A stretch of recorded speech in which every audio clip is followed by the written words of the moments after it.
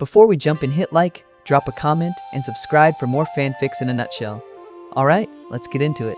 Konoha is a hidden ninja village where chakra powers jutsu illusion, elemental attacks, and techniques that can kill in a blink. Kids train at the academy to become shinobi, and the strongest protect the village as soldiers. Naruto Uzumaki is the loud troublemaker everyone avoids, because the nine-tailed fox that once nearly destroyed Konoha is sealed inside him. Naruto Uzumaki wakes up the way he always wakes up, half annoyed, half hungry, fully determined to pretend none of it matters. Then he sees it. A blue rectangle floats in the air above his face, perfectly centered like it belongs there, like it's been waiting for him to open his eyes. It reads, "You have slept on your rundown bed. HP and CP fully restored." Naruto blinks. Once, twice. His brain tries to file it under weird dream, but his gut refuses. He forms the ram hand sign instantly, the way Iruka drilled into them, and barks the one word that usually solves anything suspicious. Kai. Nothing changes. The blue box just sits there, calm, smug, like it's immune to ninja logic. Naruto's eyes widen. What in the living hell? He yells. And somewhere in the cracks of his wall, a cockroach panics like it understands the tone. He sits up fast, waving his hand through the air where the box floats. His fingers pass through it like it's not physical, yet it stays exactly where it is, like a sign nailed into reality. Naruto tries again. Another Kai. Nothing. Then he does what he always does when something confuses him. He threatens it. Fine, if you're a prank, come on then. He snaps at the floating box, like an invisible enemy is going to step out and laugh. A second blue rectangle pops into existence. Bigger, brighter. The gamer. Naruto freezes. The words feel wrong in his mouth even when he reads them silently. Gamer. Like a toy. Like a board game. Like his life just got turned into something somebody plays. A new window opens beneath it. Quest alert.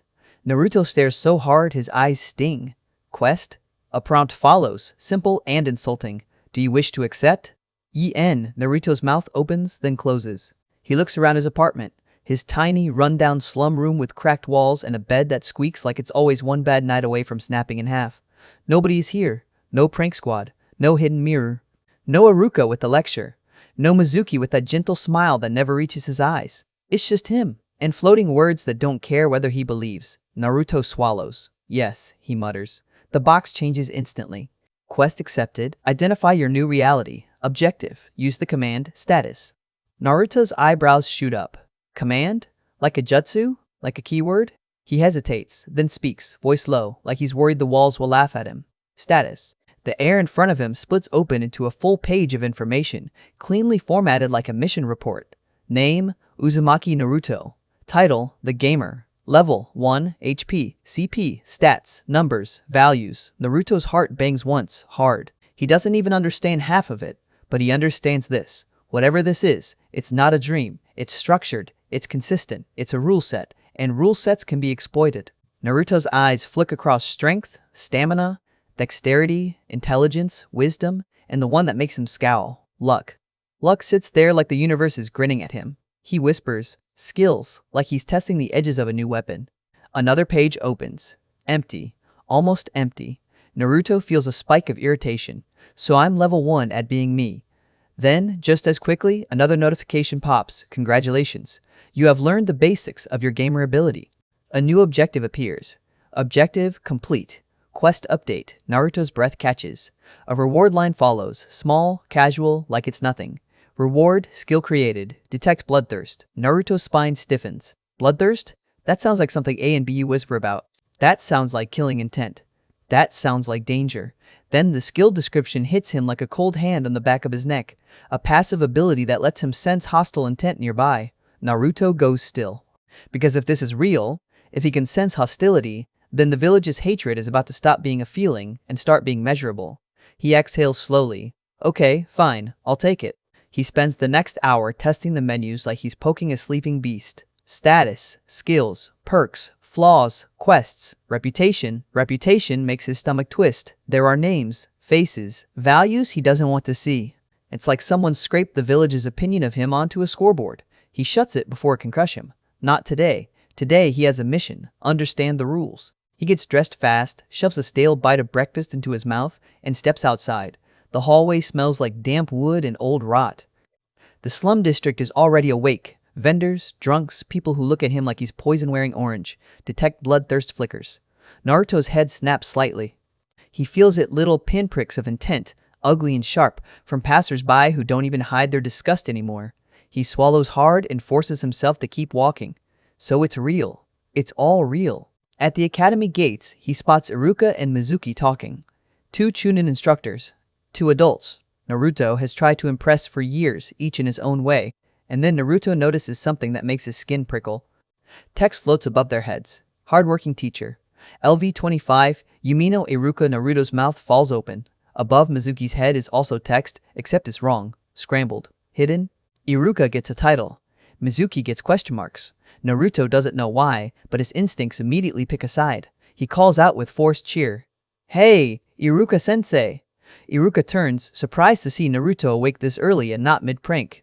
Mizuki turns too, smiling like he's always smiling. Soft, friendly, harmless.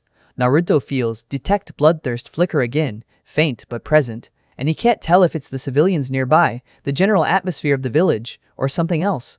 Iruka's eyes narrow. Naruto, why are you here early? Naruto points at his own head like the answer is obvious. Training. I'm gonna get stronger. Mizuki chuckles warmly. That's wonderful, Naruto, but why the sudden motivation? Naruto hesitates. He can't exactly say, my life became an RPG overnight. He does what he always does. He half lies with confidence. I just decided, he says, then leans toward Iruka, because something in him trusts Iruka more. Can you show me some stuff? Real stuff? Iruka's gaze softens, then hardens into teacher mode. We'll see, he says. No pranks today. And you'll listen. Naruto nods fast. Deal. Mizuki's smile stays in place. If you want to get stronger, Naruto, he says, tone honey smooth, I can help too. I know some excellent shortcuts. Naruto's stomach tightens at the word shortcuts. Even though he doesn't know why yet, he forces a grin. Maybe later. Iruka gives Mizuki a brief look, something unreadable, then turns back to Naruto. Follow me, Iruka says. Naruto almost bounces. Almost. He clamps down on it. Control. Discipline. Survival. Iruka leads him away from the main building, past the training yard, toward one of the older areas the academy barely uses. A training ground with worn posts and scuffed stone pillars. Iruka points at one of the pillars. Basic conditioning, he says. Hit it. Proper form. Don't just flail. Naruto squares up like it's a boss fight. He throws a punch. A notification pops instantly. As a result of diligent observation, the skill, observation, has been created. Naruto's eyes widen. What? Iruka smacks the back of his head lightly. Focus. Naruto grits his teeth and punches again, slower, careful with his stance. Another ping. Through diligent training, the skill, taijutsu conditioning, has been created. Naruto's chest tightens. So this is how it works. Do something enough, correctly enough, and the system turns it into a skill. Naruto's breathing steadies. He punches again. And again. He adjusts his feet. He shifts his hips. He listens to Iruka's corrections like each word is a key. Because it is. Quick check-in. If you're enjoying this, Naruto levels up in real time. Arc. Hit like and stay with me, because this is just the first domino. Iruka moves him through basics. Strikes. Guard. Balance. The boring stuff Naruto used to hate because it wasn't flashy. Now, it's everything. Because boring is repeatable. Repeatable means progress. Progress means power. After a while, Iruka tosses him a small pouch. Shuriken practice, he says. Naruto opens it and frowns. These feel weird. Iruka's eyes narrow. Let me see. Naruto hands one over. Iruka rolls it between his fingers, then his expression darkens. These are imitation, unbalanced, cheap. Naruto's stomach drops. He hasn't bought these today. He's had these. He's been using these. Iruka's jaw tightens. Who gave you these? Naruto's mouth opens, then shuts. He doesn't want to say, Mizuki. He doesn't want to accuse without proof. He doesn't even fully understand what he's admitting, that someone has been quietly sabotaging him for a long time. I don't know, Naruto lies, and it comes out weak. Iruka's eyes don't soften. They sharpen. We'll talk later, he says quietly, and Naruto hears the promise in it. Iruka produces proper Academy Shuriken from his own gear and hands them over. Use these, he orders. Naruto nods fast, palms sweating. He throws. The first Shuriken wobbles. The second goes wide. The third hits the target with a satisfying thunk. A notification pings. Skill. Created. Shuriken Jutsu. Naruto's eyes widen again, but this time he doesn't get distracted. He keeps throwing. The system rewards him for staying in the work. He throws until his shoulder aches. He throws until his fingers go numb. He throws until he can feel the difference between the fake shuriken and the real ones, like the difference between a lie and the truth. Iruka watches him, quieter now, like he's recalculating Naruto in his head. Then Iruka says, "Come here." Naruto jogs over, breathing hard. Iruka holds up a coin between two fingers. "When I drop it," Iruka says, "try to catch it before it hits the ground." Naruto blinks. "That's it?" Iruka's eyes narrow. "That's it. If you're serious about getting stronger, prove you can focus." Naruto nods. Iruka releases the coin. Naruto lunges. He's fast, but not fast enough. The coin hits the dirt. Naruto groans. "Ah, again." Iruka picks it up, drops it again. Naruto lunges again, this time adjusting, anticipating the fall. The coin still hits the dirt, but Naruto's fingers almost brush it. Again, again, again. Naruto's breathing turns ragged. Sweat drips down his temple. His eyes burn with stubborn focus. And then, his hand snaps out. His fingers close. He catches it inches off the ground. The moment freezes in Naruto's mind like a photo. A system ping hits. Quest objective complete. Then another. Congratulations, you have received a new technique. Beginner's Hokage style taijutsu. Naruto stares at the invisible text like it just handed him a future. Iruka's eyes widen a fraction. "You caught it," he says, like he's impressed despite himself. Naruto grins, wild and bright. "I told you I'm serious." Iruka's gaze shifts, thoughtful. "Show me again," he says. He drops the coin. Naruto moves faster. Drops. Catch. Drop. Catch. Iruka's expression changes as the repetition builds. He's watching the pattern, watching Naruto adapt. Then Iruka says something Naruto doesn't expect. "Attack me." Naruto freezes. "What?" Iruka's voice is firm. "Attack me. Try to land a hit. Don't hold back just because I'm your teacher." Naruto's heart slams. Attacking Iruka is insanity. Attacking a Chunin instructor is how Naruto gets flattened and laughed at. But Iruka's eyes are steady. Naruto exhales slowly, then rushes forward. He throws a punch. Iruka blocks with ease. Naruto swings again. Iruka sidesteps, calm, like Naruto was moving underwater. Naruto tries a kick. Iruka catches the leg and pushes him back effortlessly. Naruto stumbles, breathing hard, anger flaring. Then his mind catches a detail. Iruka is relaxed, confident, predictable. Naruto changes. He stops trying to overpower. He stops trying to be flashy. He feints low, then lunges in close and drives his knee upward toward Iruka's chin. Fast, ugly, unexpected. Iruka's eyes widen just a fraction too late. Naruto's knee connects. Iruka staggers back with a grunt, hand snapping up to his jaw. A system notification hits like a drumbeat. Skill created. Knee driver. Naruto's chest heaves. His eyes go wide. He looks at Iruka like he can't believe he actually did that. Iruka rubs his jaw, then slowly smiles. Not big, not soft, proud. "Good," Iruka says, voice rough. "That was good." Naruto's throat tightens, because approval from Iruka feels rarer than money. Iruka exhales, then reaches into his gear. He pulls out a sealed storage scroll and holds it out. "3 prizes, Iruka says. "For today, for not pranking, for listening, for training. Don't waste them." Naruto's hands tremble slightly as he takes it. "Iruka-sensei, why are you?" Iruka's eyes harden, and there's anger behind them that Naruto has never seen aimed at anyone but Naruto's bullies. "Because someone has been making your life harder on purpose," Iruka says quietly. "And I'm done pretending I don't see it." Naruto goes still. Iruka's voice stays low. "Tomorrow, I'm taking you shopping. Proper gear, proper weights, proper tools. And you will tell me everything you remember about where your equipment came from." Naruto's mouth opens. He wants to say, "Mizuki." He wants to say the question marks above Mizuki's head. He wants to say the system is warning him. But he doesn't yet, not without proof, not without understanding the rules. He nods once, tight. "Okay." Iruka turns away, then stops like he's wrestling with something. He doesn't look back when he speaks. "Go home," he says. "Rest, train if you can. And Naruto," his voice dips, "don't do anything stupid tonight." Naruto swallows. "I won't." Iruka leaves. Naruto stands there alone in the fading light, clutching the storage scroll like it's a lifeline. He should feel happy. Instead, he feels the air around the village turn colder. Because now he knows something he didn't know yesterday. Someone has been sabotaging him. Someone has been shaping his failures. And if Iruka noticed, that means the people doing it might panic. Far above, in the Hokage tower, Hyusen Sarutobi listens to Iruka's report with tired patience and with a grim edge that sharpens as the details stack up. When Iruka finishes, the Hokage exhales smoke and says what Iruka is afraid to say out loud. Information has been leaking, and someone in the academy could access it. Iruka leaves that office with a sick knot in his gut. He thinks of Mizuki's easy smile. He thinks of how close sabotage can sit to treason. And as he steps into the hallway, one thought settles in his mind like a curse. If Mizuki has done worse than what Iruka already uncovered, Mitarashi Anko will have a new play toy. Naruto walks home in the dark, unaware of the storm forming above him, clutching his prizes, feeling the new invisible menus hover at the edge of his life like a second heartbeat. And somewhere in Konoha, behind a friendly smile and hidden question marks, a traitor realizes the dead last is starting to change. The village doesn't know it yet, but the game just started tightening its rules.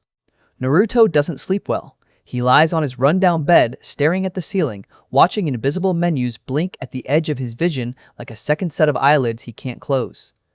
Every time he starts to drift, his mind jerks awake again with the same thought: this is real, this is a rule set, this is a cheat. And if it's a cheat, then it can also be taken away. So he forces himself up before dawn, half out of habit, half out of fear that if he wastes time, the universe will punish him for it. He checks his window first. It's broken again. Of course it is. Glass is scattered across the floor inside. The pattern tells him everything he already knows. It was hit from the outside, because it always is. The village doesn't attack him face to face. It throws things at him from behind backs and shut doors and shadows. Naruto doesn't scream. He doesn't slam a fist into the wall. He doesn't even sigh like he used to. He just reaches for his tools. Because this isn't the first time. It isn't the 10th time. It isn't even the 50th time. He's been doing this since he was 7. The landlord told him after the first ridiculous pile of smashed panes that if someone only targets Naruto's window, then Naruto can fix it himself.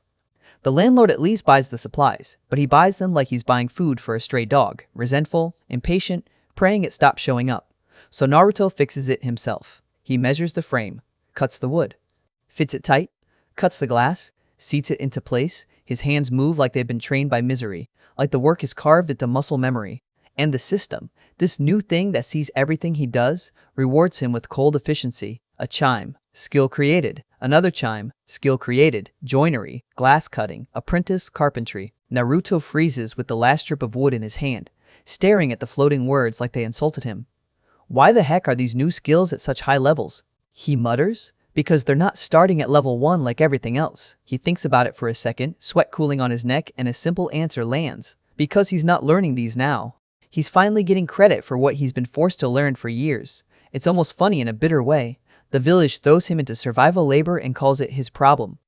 The system looks at the same labor and calls it experience. Naruto finishes the window, wipes his brow, and puts the tools away. Then his stomach growls loud enough to make him flinch. He realizes he's only had cup ramen since yesterday morning. Right, he mutters, Ichiraku's. He runs. On the way, he notices it again. Names floating above people's heads, levels, titles. Housewives, builders, shopkeepers. Ordinary labels for ordinary lives. Then he sees a name that stops him cold. Mitarashi Anko. Her level is hidden behind question marks, like the really dangerous shinobi. Her title reads Tokubetsu, Jonin. And the description hits Naruto like a slap. Hated and feared by civilians and even by some shinobi because of her past connection to Orochimaru. Even though she's fiercely loyal to Konoha, Naruto walks past her slowly, watching her from the corner of his eye. She carries her reputation like armor, like she doesn't care. But Naruto can't stop thinking about it. So someone else in this village gets treated like dirt too. Someone else lives with a target on their back? It doesn't make his life easier. But it makes him feel just for a second less like the only monster in the room. At Ichiraku's, Tucci greets him like Naruto is normal, like Naruto is welcome. Ayame asks how he's really been because she's always been sharp in that quiet way that sees through Naruto's loudness. Naruto gives her the truth he can afford to say. Iruka-sensei gave me prizes, he says, trying to sound casual. Remedial class stuff, evasion, shuriken, taijutsu. Ayame raises an eyebrow, surprised, but she doesn't make it weird. She just smiles and slides him his first bowl. Naruto eats like someone trying to fill a hole that has nothing to do with hunger. 8 bowls later, he walks back to his apartment, full and calmer. The window is intact for now. He steps inside, sits down, and tells himself the next move is simple. Learn the rules. He calls up the guide again and flips to the section that makes his heart race. Attribute points. Every time he levels, he gets points. For ordinary people, those points get distributed automatically. For him, he can distribute them himself. Naruto stares at that line until his vision blurs. A normal person gets stronger the way a tree grows, slow, fixed, shaped by environment. Naruto can choose where to grow. He can choose to be stronger, faster, smarter, tougher. He can choose. He closes the guide and opens status again, forcing himself to look at the ugly truth of his numbers. His stamina is high, his intelligence is decent, his wisdom is painfully low, his physical stats have strange negatives. His luck is a question mark like the universe is laughing again. Naruto mutters, "Geez, Iruka-sensei was right. I am a stamina freak." Then he notices something else. Equipment. He taps it out of curiosity, and a paper doll-like image of his body appears with his clothes slotted in. He taps his orange jacket. A description opens that makes him freeze. It calls his jacket hideous, loud. A beacon that screams, "Come get me." It gives him defense, sure, but it also slams his stealth, and it literally gives him a flaw. Eyesore. Naruto's face goes flat. Oi, what the hell? He taps eyesore. It's worse than he thought. Reputation penalties, social penalties, extra penalties with females. Naruto slumps back like someone punched him in the chest. So that's part of why Sakura looks at him like he's garbage. Not just because of rumors. Not just because he's loud. His clothes are actively sabotaging him in social interactions. And then the system does what it loves to do. Turn his life into a checklist. Quest alert. Clothes make the man. Buy a new wardrobe when Iruka takes him shopping tomorrow. Reward, experience, an academy shuriken. Failure, eyesore becomes permanent. Naruto stares at the word permanent like it's a threat with teeth. The hell? He deadpans, then exhales hard. Fine. Fine. I'll do it. He accepts, because he's stubborn, but he's not stupid. And now that he's accepted, there's only one thing left. Training. He straps on the new kunai and shuriken holster Iruka gave him. Real gear, not cheap junk, and runs out to find a free field. He practices throws until his shoulder aches. He practices movement until his feet burn. He repeats the quick draw motion again and again until his fingers stop feeling clumsy and start feeling sharp. He goes back home sweating, exhausted, and more alive than he's felt in years. Then morning arrives. A knock hits his door like a drum. "Naruto," Iruka calls. Naruto opens the door with a clothespin clipped to his nose. Iruka blinks. "I had unexpected free time, so I thought I'd stop in and take you to the shop now rather than later," he says, then pauses, confused. "Why have you got a clothespin on your nose?" Naruto steps aside. "Come in, and you'll see." Iruka enters. He barely gets 2 steps in before his face tightens. A bag of excrement lies on Naruto's floor, thrown through the broken window. The smell is so bad it feels like it has weight. Iruka's eyes sharpen, angry, controlled. Then his gaze flicks to Naruto. Naruto doesn't laugh it off. He moves, fast, efficient, practiced. He picks up the bag with gloves, dumps it outside into the bin below, scrubs the carpet with the right cleaning products, neutralizes the stink as best he can, then sweeps up the glass like he's been doing this forever. Because he has. Iruka watches, stunned. "That was very practiced," he says. "How did you get so good at cleaning up a mess like that?" Naruto shrugs like it's nothing. The window gets smashed a lot. Iruka's jaw tightens. "How long has this been happening?" Naruto hesitates for half a second, just long enough for honesty to win. "Since I was 7, Naruto says." Iruka goes very still. "Naruto," Iruka says, voice suddenly sharp, "did I just hear you wrong? Or did you just say you fix the windows when they get broken?" Naruto blinks. "Yeah, watch." And he does. He measures, cuts wood, cuts glass, sets the pane, fits the frame. His hands don't shake. His movements don't slow. It's ugly work, but it's solid. Iruka watches the whole thing like he's seeing Naruto for the first time. When Naruto finishes, Iruka's voice comes out dangerously calm. "Since you were 7, he repeats. Naruto shrugs again, but his shrug is tight. "The landlord said it was my problem." Iruka's eyes narrow like he wants to strangle the landlord with his own paperwork. Then he forces himself to breathe. "All right," he says, and the anger is still there, but it's tucked under purpose now. "Shopping. Now." Naruto grabs his wallet. Gamma-chan, the fat green toad-shaped thing stuffed with money, and follows. Iruka notices Naruto's hesitation and asks the question that surprises him. "You sure you want new clothes?" Iruka says, genuinely shocked, because Naruto clings to orange like it's a religion. Naruto scratches his head. "It's just, I've been thinking, and maybe orange isn't a good color for a ninja to have," he admits, then adds quickly, fierce, "But I will have orange when I'm off duty, damn it." Iruka chuckles, and for a moment Naruto hears something like pride again. They walk to an out-of-the-way shop with a sign over the door, Higurashi weapons and ninja apparels. Naruto gapes. They must have an entire armory in there. "They do," Iruka says with a small smile. "And other things." Inside, Naruto's brain short-circuits. Swords. So many swords. Every shape and size. Katana, tantu, kodachi, minjato, Massive blades meant for people stronger than Naruto can imagine. A counter in the back is loaded with kunai, shuriken, wire, soldier pills. Behind it sits a girl about a year older than Naruto, polishing a blade with bored precision. Brown hair and buns, steel gray eyes, a pink top, a Konoha hitai ite on her forehead like she belongs to a world Naruto keeps chasing. She looks up. "Welcome to Higurashi Weapons and Ninja Apparels," she says. Then her eyes flick to Iruka and her expression shifts into familiar annoyance. "Iruka-sensei. It's been a while." "Tenten," Iruka says, smiling. "You look well. Is Guy still driving you nuts?" "Oh yes," Tenten says flatly. "Youth this and burning brightly that. Lee is just as bad." Iruka chuckles. "Sounds tough." Then he gestures toward Naruto. "This is Uzumaki Naruto. He's looking for weights and a new ninja outfit." Tenten's eyes rake Naruto from head to toe. Then she makes a face at his orange jumpsuit like it personally offended her. "Graduation isn't for a while," she says, frowning, "but I can see why he needs a new outfit." "Those orange monstrosities are barely holding themselves together," Naruto grumbles. "Well, excuse me." Tenten waves it off like she's swatting a fly. "Don't worry, we'll find you something to replace that outfit." She leans forward, businesslike. "How much do you have to spend?" Naruto does quick mental math. Rent, food, emergency ramen stash. "About 70,000 ryo," he says. Tenten gapes.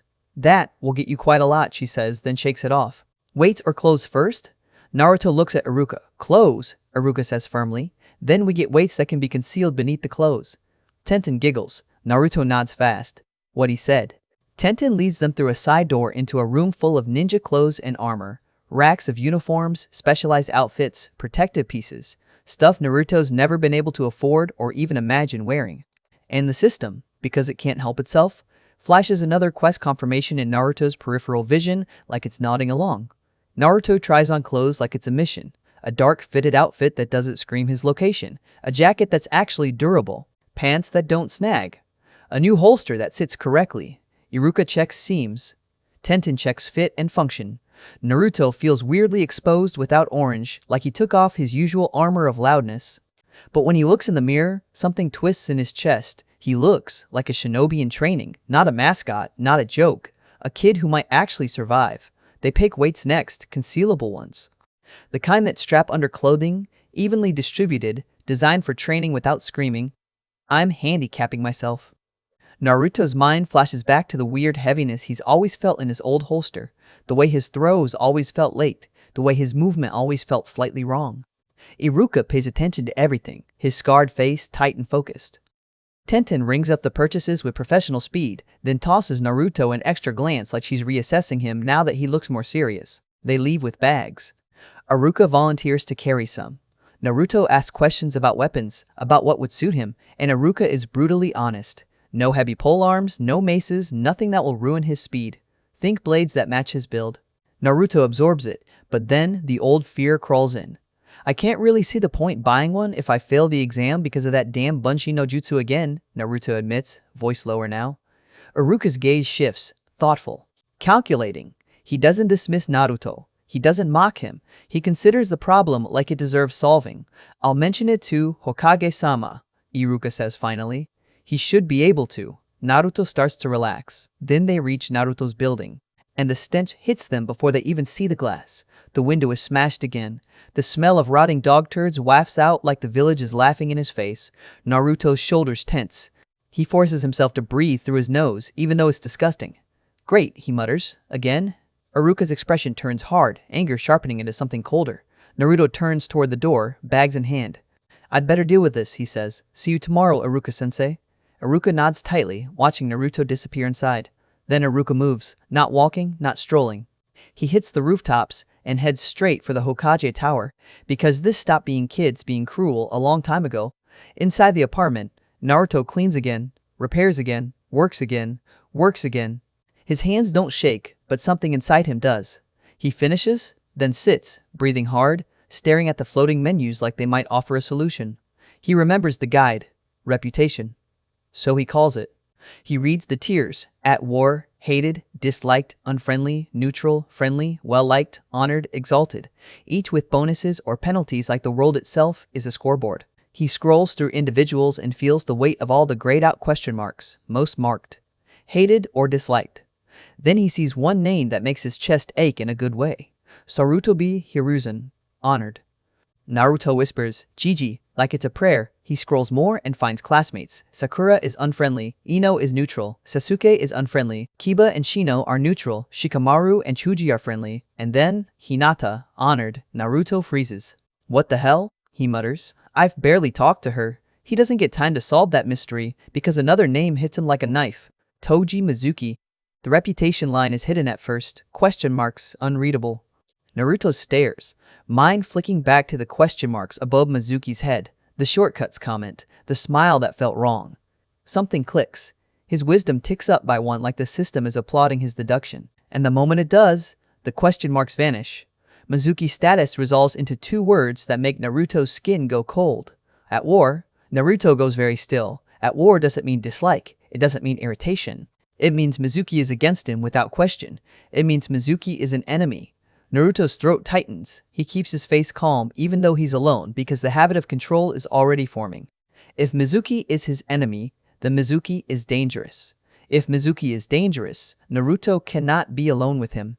Naruto scrolls further and sees Tenten is friendly, which makes no sense because he just met her. But then he remembers something else, sympathy. She's an adopted kid too. She gets it. He checks organizations next. Ichiraku is exalted. The academy is neutral. Higurashi weapons and ninja apparel is well liked. Naruto swallows. So the world is bigger than he thought. So not everyone hates him. But the village as a whole, disliked. Naruto grimaces. He checks flaws. Eyesore, pariah, headstrong. Pariah makes his stomach turn. It explains the penalties. It confirms what he already knows. The village's knowledge of what's inside him poisons people's opinion of him on contact. Headstrong is painful because it's true. Stubborn, hard-headed, bad at teamwork. Naruto grumbles and tries to argue with the screen like it's a person, then stops, because arguing with reality doesn't change it. He opens status again and notices something worse. The negatives on his physical stats. He taps them. A chime rings. Flaw discovered, malnourished. Naruto stares at the word like it's a joke. His diet is poor, limited, unhealthy. He's not growing properly. Might never reach full height. -5 to all physical stats. Naruto's face goes slack. He wants to scream that he eats what he can, that ramen is the only thing people will reliably serve him without spitting, that the village starved him socially and economically, and now the system is calling it his fault. But the screen doesn't care about excuses. It cares about conditions. Naruto closes it with shaking fingers and opens perks instead, desperate for anything that feels like a win. Benton's blessing. Outside the box. Benton's blessing is basically luck turned into a weapon. Better drops, better random rewards, better gambling outcomes. The warning at the end catches him. It can be lost by giving up. Naruto scoffs, jaw tight. Uzumaki Naruto doesn't give up. Outside the box boosts unconventional tactics and punishes conventional ones, which fits him so perfectly it almost hurts. He closes the menus. He goes to Ichiraku again for brunch, because even with malnourished hanging over his head like a threat, he still needs to eat something that won't get him poisoned. And while Naruto eats and grinds his life into new shapes, Iruka stands in the Hokage's office with his hands clenched so hard his nails bite into his palms. The atmosphere is tense enough to choke on. Sarutobi Hiruzen's face is hard as granite as he repeats the facts like he's forcing the universe to admit them out loud. Naruto's window has been smashed repeatedly since he was 7. After the first 50 times, the landlord forced Naruto to replace it himself. And now, whoever is doing it has escalated into throwing decomposing dog excrement into the apartment. Iruka answers, voice tight, yes, Hokage-sama. Sarutobi exhales smoke and shame, and for a second he looks older than Naruto has ever seen him.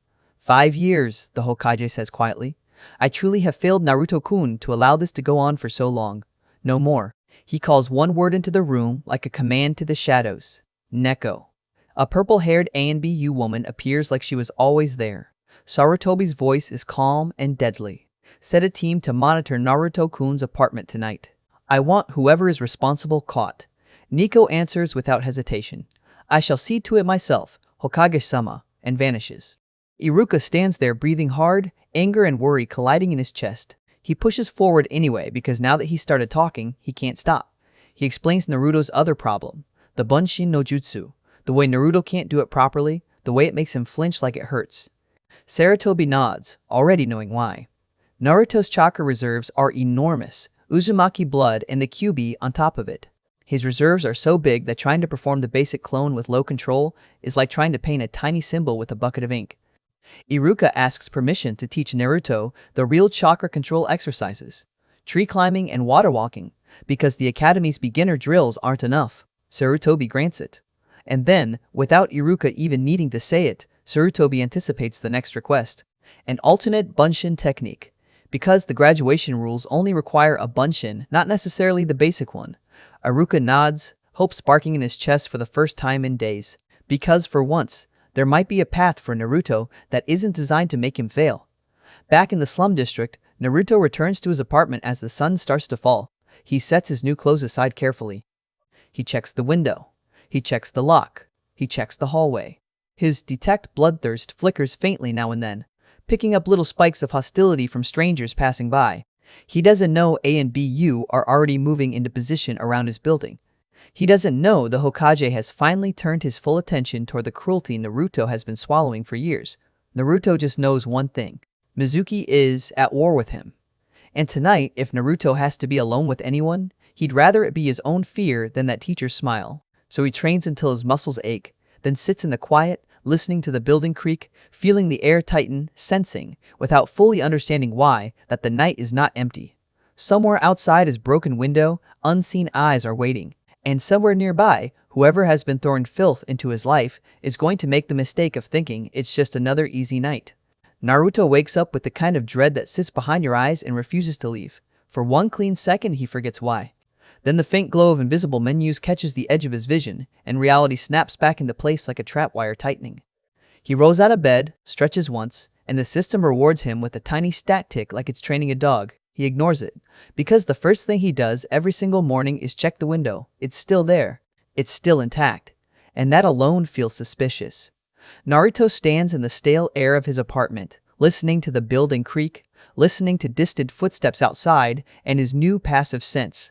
Detect bloodthirst flickers like a warning light in his skull. Nothing immediate.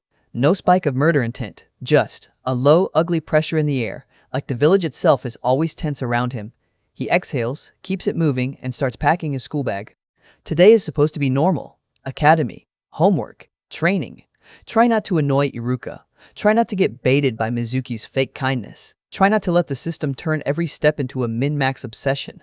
He's halfway through tying his forehead protector, still just a cloth band he wears under his hair sometimes, because he doesn't have a real Hitai 8 yet when the knock hits his door. Hard. Urgent. Naruto freezes. Detect bloodthirst twitches, not hate. Not violence. Authority. He opens the door, already tense, and finds himself staring at an ANBU operative in a cat mask. Neko. His stomach does the thing it always does when someone moves him with shunshin, tight, uneasy, like his body knows it's about to be yanked through space. Neko doesn't waste time. Uzumaki Naruto, she says, voice calm and professional. You are to come with me at once. Naruto blinks. What? Why? Neko's mask tilts a fraction. Hokage-sama's orders. Naruto's mouth goes dry. Is this about Mizuki?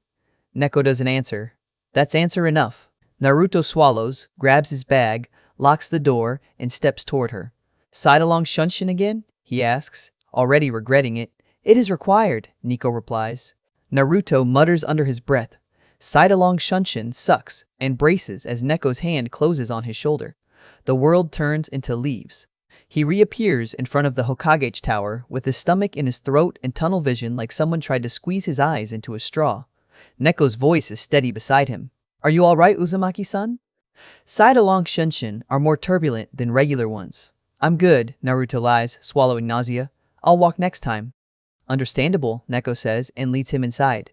Naruto expects a normal meeting, a lecture, maybe Sarutobi telling him to be careful, maybe a quiet warning about Mizuki. He does not expect the regular police. Two men sit in the Hokage's office in brown and green uniforms, jute hanging from their belts, faces so forgettable they look designed to be ignored. The kind of civilians who try to play shinobi by holding a stick and pretending the village's real power doesn't exist. Sarutobi is behind the desk, eyes tired. Naruto tries his usual grin, tries his usual bright tone like he can joke his way through anything. Gigi, he calls out. Sarutobi gives him a small chuckle, but it doesn't reach his eyes. Sadly no, Naruto-kun. Take a seat. These two gentlemen have some unpleasant news for you. Naruto's smile falters. He sits. The first policeman speaks, and Naruto hears the sneer hidden in the words like a blade in the sleeve. "Uzumaki-san," the officer says, "I regret to inform you that someone has broken into your apartment and vandalized it." Naruto stares. Then he sighs, deep and exhausted. Again? The second policeman recites the details like he's reading a grocery list. Every piece of furniture smashed, walls carved and painted with filth, books and scrolls urinated on, doors and windows shattered. Naruto goes very still. His stomach drops, not because he's surprised, but because he knows what that means. His hiding place, his stash, the few things he owns that matter. His hands clench under the desk. And then the first officer pulls out a paper and slides it forward with the kind of satisfaction people try to hide when they're not good at hiding anything. "This is a notice of eviction from your landlord," the officer says. "Effective immediately." Naruto's eyes lock on the paper. Eviction, like the village is finally saying out loud what it's always implied: you don't belong anywhere. Naruto's mouth opens. Nothing comes out. Sarutobi's gaze hardens and the temperature in the room changes. The Hokage looks at the two policemen like he's deciding which parts of them are worth keeping. "Leave," Sarutobi says, voice calm. The officers hesitate, then remember who they're in front of. One starts to speak again, probably to justify himself, probably to twist the knife one more time. Sarutobi's voice turns sharper. "Leave. Now." They stand, stiff, and hurry out like rats fleeing light. The door closes. Naruto sits there, staring at the eviction notice like it's a death certificate. Sarutobi exhales slowly, then speaks quietly. "Neko," he says without looking away from Naruto, "go to Naruto-kun's former apartment and search it for any hidden books or scrolls. If you can, try to determine how many people conducted such disgraceful actions against Naruto-kun." Neko appears from nowhere and answers instantly. "Hi, Hokage-sama." Then she vanishes. Naruto flinches despite himself. He still can't get used to A and BU moving like they aren't bound by normal physics. Sarutobi folds his hands and looks at Naruto with something that feels like regret and anger combined. "Naruto-kun," he says, "this presents me with a dilemma." Naruto forces himself to speak. "I can camp out," he blurts. "It'll be good practice for missions after graduation." Sarutobi blinks at him like he can't believe Naruto just tried to solve homelessness with enthusiasm. "An admirable suggestion," Sarutobi says carefully, "but I believe several of my ANBU would object to such an arrangement, as well as myself." Naruto swallows. He hates being protected like a fragile thing. He hates it even more that he needs it. Sarutobi continues, "As it so happens, there is a block of apartments in my possession that is suited to your needs. It has not been lived in for some time, so it will require cleaning." "Where is it?" Naruto asks, voice tight. "It's on the edge of the clan district," Sarutobi replies. Naruto nods once. "Oh, you mean the former ANBU HQ." The room goes dead silent. Sarutobi stares at him. Somewhere in the shadows, two other ANBU shift so sharply Naruto can almost hear them swallow. Sarutobi clears his throat like he's reattaching his dignity. "Naruto-kun, do tell how you know that." Naruto blinks, genuinely confused. "It was a secret?"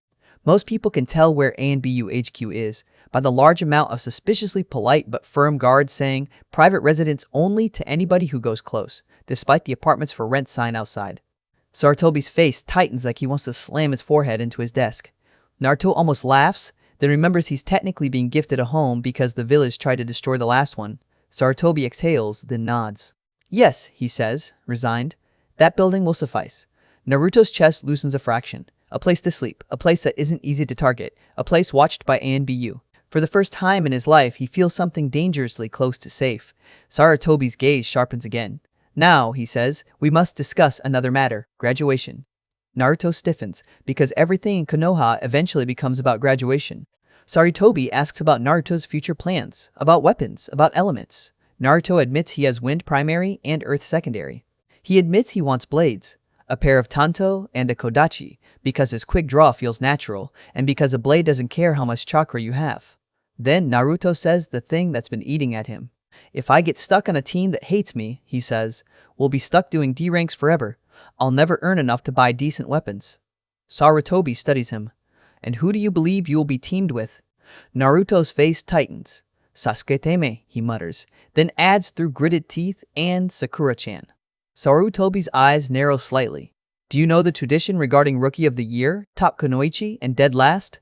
Naruto scowls. "Yeah, they get put together." Sarutobi nods, and for a moment his voice turns almost bitter. He explains how it started as a balance practice and became a tradition people refused to abolish because it worked once. How it produced strong shinobi until wars and politics turned it into a blunt instrument. Naruto listens, jaw clenched, because he can already see what that team would look like. Sasuke cold and sharp and unwilling. Sakura obsessed and careless. Naruto loud and stubborn and branded. Teamwork would be a battlefield before they ever reached a battlefield. Sarutobi watches Naruto's expression and then says something unexpected. Haruno Sakura, he says, voice calm, has potential. Naruto blinks. Huh?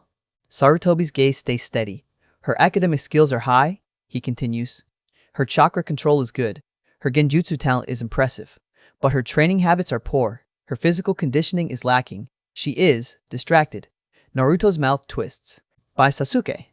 Sarutobi doesn't disagree. He simply nods. Despite her current issues, she could become great, he says. Genjutsu mistress, medical ninja, infiltration, there are many paths. Naruto frowns. Why are you telling me this? Sarutobi leans forward slightly. Because I have a solution, he says, and I need your help to execute it.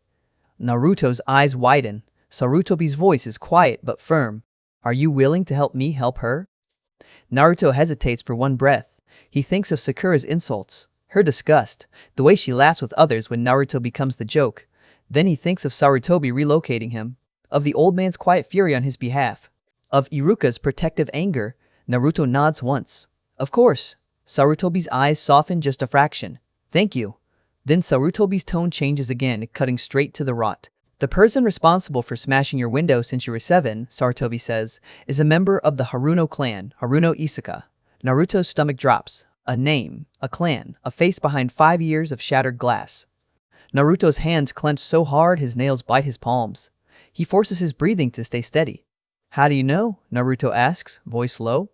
Because we caught her, Sarutobi says, and the words land like a hammer. ANBU discovered her attempting to smash your window. Under questioning, she confessed. Naruto swallows, throat tight. You can feel the shape of justice in those words. Not vengeance, not chaos, justice, structure, consequences. He nods once, jaw clenched. Okay, he says, voice tight. I'll help. The door to the office feels too small when Naruto stands to leave. Like he's stepping out of a room where adults finally took his pain seriously, and back into a village that still wants to pretend it never happened. Before he can move, Neko reappears like a shadow becoming solid, carrying a cardboard box tucked under one arm. Hokage-sama, she reports, I discovered this box in a secret panel behind where Uzumaki-san's dresser used to be.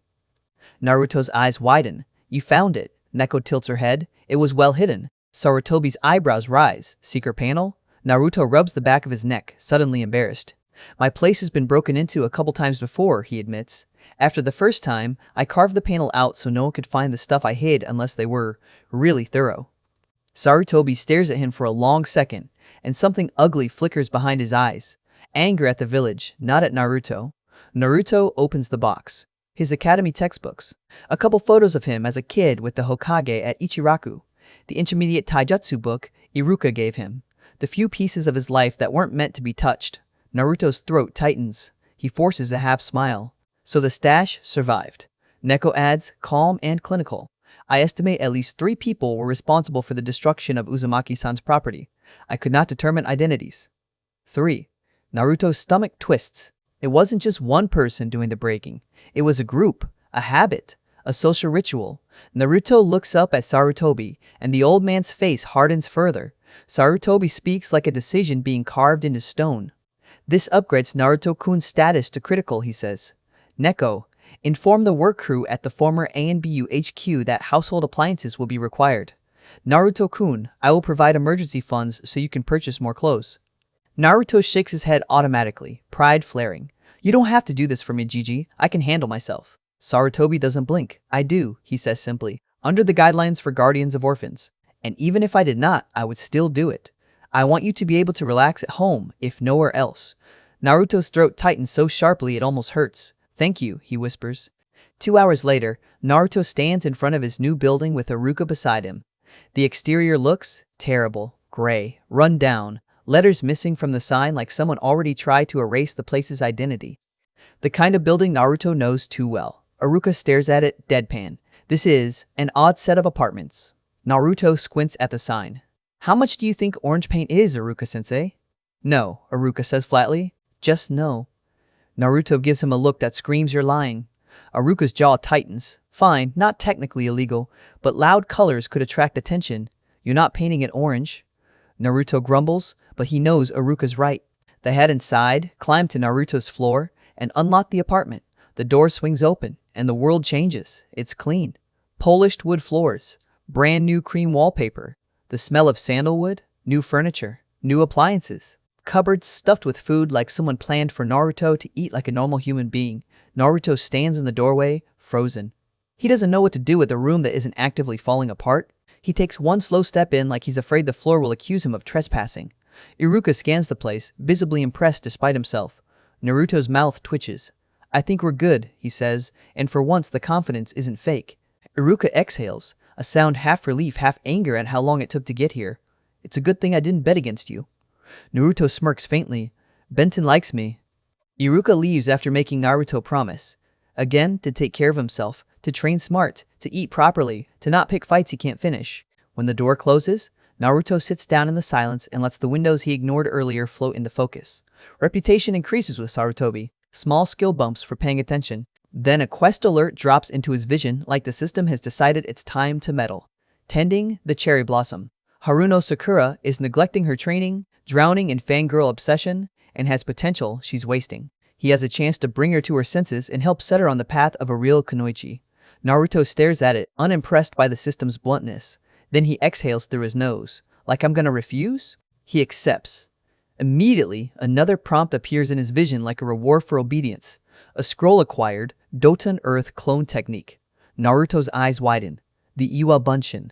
The one Iruka mentioned somebody tried to check out of the academy supply. Naruto doesn't hesitate. He hits learn. The scroll dissolves into blue light and floods into him, knowledge pouring into muscle and chakra pathways like someone downloaded a technique straight into his bones. He breathes hard. Awesome, he whispers. He heads up to the roof, through the kitchen door, and steps into open air, the evening sky bleeding into orange and purple above Konoha. He sees empty flower beds and feels a strange itch to plant something, to make something grow for once, instead of repairing what gets broken. Not now. Now he tests power. He forms the hand seals. Ram, monkey, horse, ram, then spits out a rock so big it feels like he just coughed up a watermelon. The rock splits. 5 exact copies of Naruto rise out of it. Naruto stares, stunned. One of the clones looks at him and scowls. Try seeing it from the other side. Naruto's mouth opens. You can talk? Another clone snaps. We only have enough chakra to last an hour if we don't use any jutsu. Naruto blinks hard. This isn't like the academy clone. These feel present, solid, annoyed. Naruto rubs his head. How are you even replying like this? Aren't you supposed to be dumb? A clone shrugs with Naruto's exact body language. How would we know? We have your physical capabilities, not your knowledge beyond the jutsu. Naruto stares at his own face arguing with him and feels like reality just got slapped sideways. He exhales and forces focus. Fine, he says. We train. He sets the clones on drills, movement, throws, conditioning, chakra control. Anything they can do without burning themselves out too fast. The sky darkens. Naruto works until his muscles burn. One mid-roll before we hit the next escalation. If you want the rest of this arc, the graduation chaos, and the way this game starts flipping Konoha upside down, make sure you're subscribed because it only gets wilder from here. The next day at the academy, Naruto walks in wearing his new outfit. Not orange, not loud, just functional. For the first time, he doesn't feel like a beacon. Heads turn anyway. Because Naruto is Naruto, and the village is trained to notice him like a reflex. Sakura looks at him with confusion. Ino looks at him with interest. She tries to hide behind sarcasm. Even Sasuke's eyes flick his way for half a second longer than usual, like he's noticing something changed. Naruto ignores all of it and sits down. He's halfway through class when the air in the room changes. A shadow moves at the front. Silence ripples outward. An ANBU operative stands there. Cat mask. Neko. Every kid in the class goes stiff. Even the loud ones shut up instantly because ANBU isn't the story. ANBU is real. Neko's voice is calm, and it slices through the room like a blade. Haruno Sakura. Uzumaki Naruto. Your presences are required by the Hokage at once. The class explodes into whispers. Ino leans forward. Too loud, too sharp. What did you do, forehead? Sakura jerks, flustered. Nothing. Then she whips on Naruto like it must be his fault. Naruto Baka, what did you do? Naruto lifts a hand, expression flat. I did nothing, he says, then, because he's learned to speak like someone who sees the board now, adds quietly. A member of the Haruno clan broke the law. That's why we've been summoned. Sakura's face drains of color. What? She whispers. Naruto stands and swings his bag onto his shoulder. We better not keep Gigi waiting, he says, and hears Sakura's breathing hitch at the familiarity in his tone. Neko turns slightly. This summons does require that method, she says. Sakura blinks, tense. Side along? What now? What now? Naruto answers automatically. Shunshin, as in Shunshin no Jutsu. Sakura swallows hard. Do we have to? Yes, Neko says bluntly. Then she pauses, eyes on Sakura. You haven't eaten much today. Sakura shakes her head slowly. No, good, Neko says. You might throw up otherwise. Sakura looks like she might anyway. Neko grips both their shoulders. Naruto braces out of habit now. Sakura squeezes her eyes shut like a kid about to get dunked. The world becomes leaves. They reappear in front of the Hokage tower. Sakura immediately bends forward, dry retching, face pale. Naruto steadies himself. Then, without thinking, puts a hand on her back, rubbing slow circles until her breathing eases. Sakura looks up at him in mild shock. Naruto meets her eyes, calm. It passes, he says simply. Neko's voice cuts in. This way. They move through the tower, up the stairs, toward the office. Sakura glances at Naruto, confused and unsettled. Naruto, what is this about? You'll find out, Naruto says quietly. I will say. The Haruno clan won't like it. Sakura frowns deeper. Naruto is being evasive, and Naruto is never evasive. He's usually loud enough to announce his thoughts to the birds outside the window. The door to the Hokage's office comes into view. Nico knocks once. Hokage-sama, she calls. I have brought Uzumaki Naruto and Haruno Sakura as ordered. The door opens, and Sakura's world is about to crack because inside, waiting with the Hokage, is her mother. Sakura steps into the Hokage's office expecting one thing. A lecture. A warning. Maybe a punishment for Naruto doing something stupid again. Instead, she walks into a room where her mother is already waiting. Haruno Mebuki stands tall and still, dressed in a red kimono marked with the Haruno clan crest over her heart and across her back. Regal, intimidating. The kind of woman who doesn't need to raise her voice to make a room obey. Sakura's throat tightens. Her mother doesn't come to the Hokage's office for school drama. She bows quickly to the Hokage, then to her mother, trying to keep her hands from shaking. Naruto does the same after she finishes, adding a casual, Hey Gigi, good day Haruno-san, like he's walked into a family meeting instead of a legal hearing. Mebuki's eyes flick to Naruto, then she beckons Sakura to her side. Her posture is stiff, controlled, but Sakura can tell her mother is not calm. Something is under that control. Panic, fear, anger fighting to break through. Sarutobi doesn't waste time. He lays the truth down like a blade on a table. At approximately midnight, the day before yesterday, the Hokage says firmly, Haruno Isuka was discovered in the middle of attempting to smash Naruto-kun's window by members of A and BU, and she was taken into custody. Sakura freezes.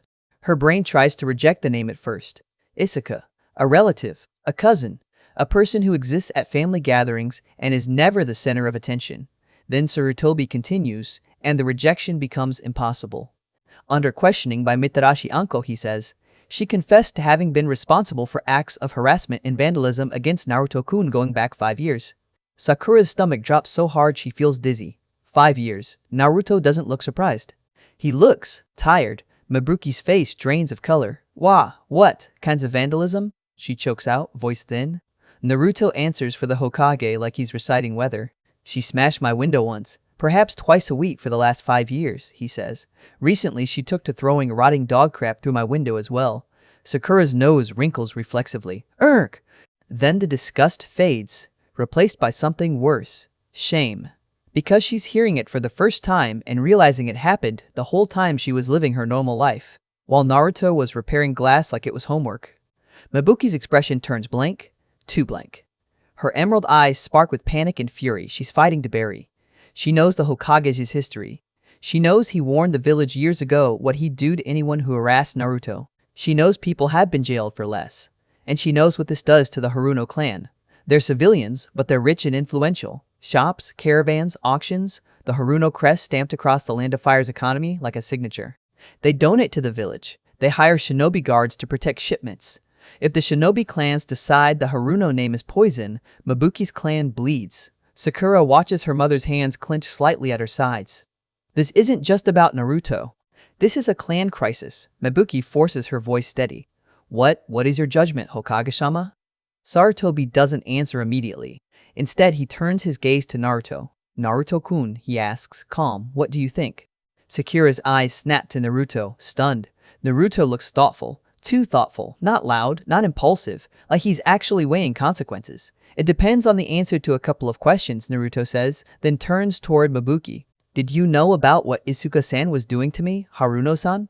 Mizuki's jaw tightens. No, she answers instantly. Had I been aware, I would have put a stop to it and disciplined Isuka firmly. Naruto's eyes shift to Sakura. Sakura-chan? He asks. Simple. Sakura's throat tightens. She bows her head slightly, shame crawling up her spine. No, she says, voice shaking. I didn't know. Naruto holds her gaze for a second longer than she can endure. Then he nods. Then I don't want any harsh penalty for the Haruno clan, he says. Sakura feels her mother's shoulders loosen with relief, just a fraction, like she'd been holding her breath for hours. Sarutobi nods, approving, but he doesn't let the Haruno off clean. However, the Hokage says, they should have been more aware of their relatives' actions, so they must be penalized for that. Naruto tilts his head slightly, thinking. Isuka-san is a failed Genin candidate, he points out, and the Haruno don't exactly have a clan compound. For all we know, she lives by herself. Except she doesn't, Sarutobi replies smoothly. She lives next door to Mizuki and Sakura's home. The Haruno have their own guards patrolling the area, who should have reported any odd movements by clansmen to Mizuki. Sakura flinches at that. Next door, guard patrols. That means this wasn't just cruelty. It was cruelty that had to slip past eyes that should have seen. Mizuki straightens, forcing her voice calm. So long as the shinobi clans know not to repudiate the Haruno clan from their lists of clients, I agree to a punishment. Sarutobi's eyes settle on Naruto again. Would you care to declare the punishment for the Haruno clan? The Hokage offers. Then he adds clinically like he's reading a sentence. Isuka's punishment has already been decided upon. She will be fined 10,000 ryo payable to Naruto-kun in installments, banned from leaving the village for the next year, barred from contracts in her own name, and required to check in with her clan leadership. Sakura's breath catches. Even hearing it spoken makes Isuka's name feel smaller, like the village just clipped her wings and put her in a cage. Now all that remains is the clan. Naruto looks at Sakura like he's about to throw her off a cliff. Then he says something that makes Sakura's blood go cold. I want Sakura-chan, Naruto says, calm as if he's ordering tea, as my private tutor for the next 7 months. Sakura's brain blanks. Then the words land. Private, tutor, 7 months. Okay, San? Mizuki's eyes flash, but her voice stays controlled. Enough, Sakura, she snaps. This is an exceptionally generous offer that prevents the Haruno clan from being disgraced by the actions of a single rogue member. Sakura's mouth opens to protest again, but Sarutobi interrupts before she can. I will say to you, Sakura-chan, the Hokage adds, that Neko is absolutely correct. Dieting is unnecessary for any shinobi. Sakura blinks. Dieting what? Neko steps out of the shadows, mask unreadable, voice blunt and merciless. She talks like a knife. No one who walks the path of the shinobi needs to diet, Neko says. Eat a balanced diet, yes, but do not cut down on the amount of food you eat. It prevents your body from growing properly and makes you useless in training. Uzumaki-san could easily beat you in a taijutsu spar just by outlasting you. Sakura's face flushes. But, Naruto cuts in calmly, looking straight at her. Care for me to prove it, Sakura-chan? Sakura goes silent. Because he's not joking. Because the way he's looking at her isn't the desperate puppy look she's used to. It's steady, unapologetic, almost challenging, like he's offering her a choice. Keep pretending you're fine, or face the truth.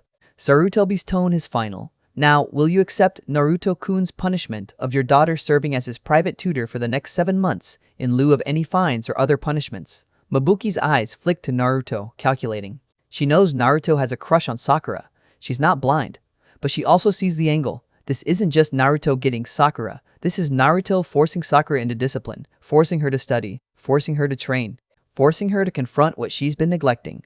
Mizuki bows slightly. Agreed. Sakura feels the floor tilt. This is her mother's decision, and her mother is choosing the clan over Sakura's comfort. Mizuki's voice hardens. I will explain everything to you once we return home, she says, but keep your peace for the moment. Sakura swallows the protest because she knows that tone. That tone means the discussion is over. Then she feels Naruto's gaze on her. She looks into his blue eyes and sees something that makes her chest tighten in a confusing way. He isn't gloating. He isn't smug. He looks earnest.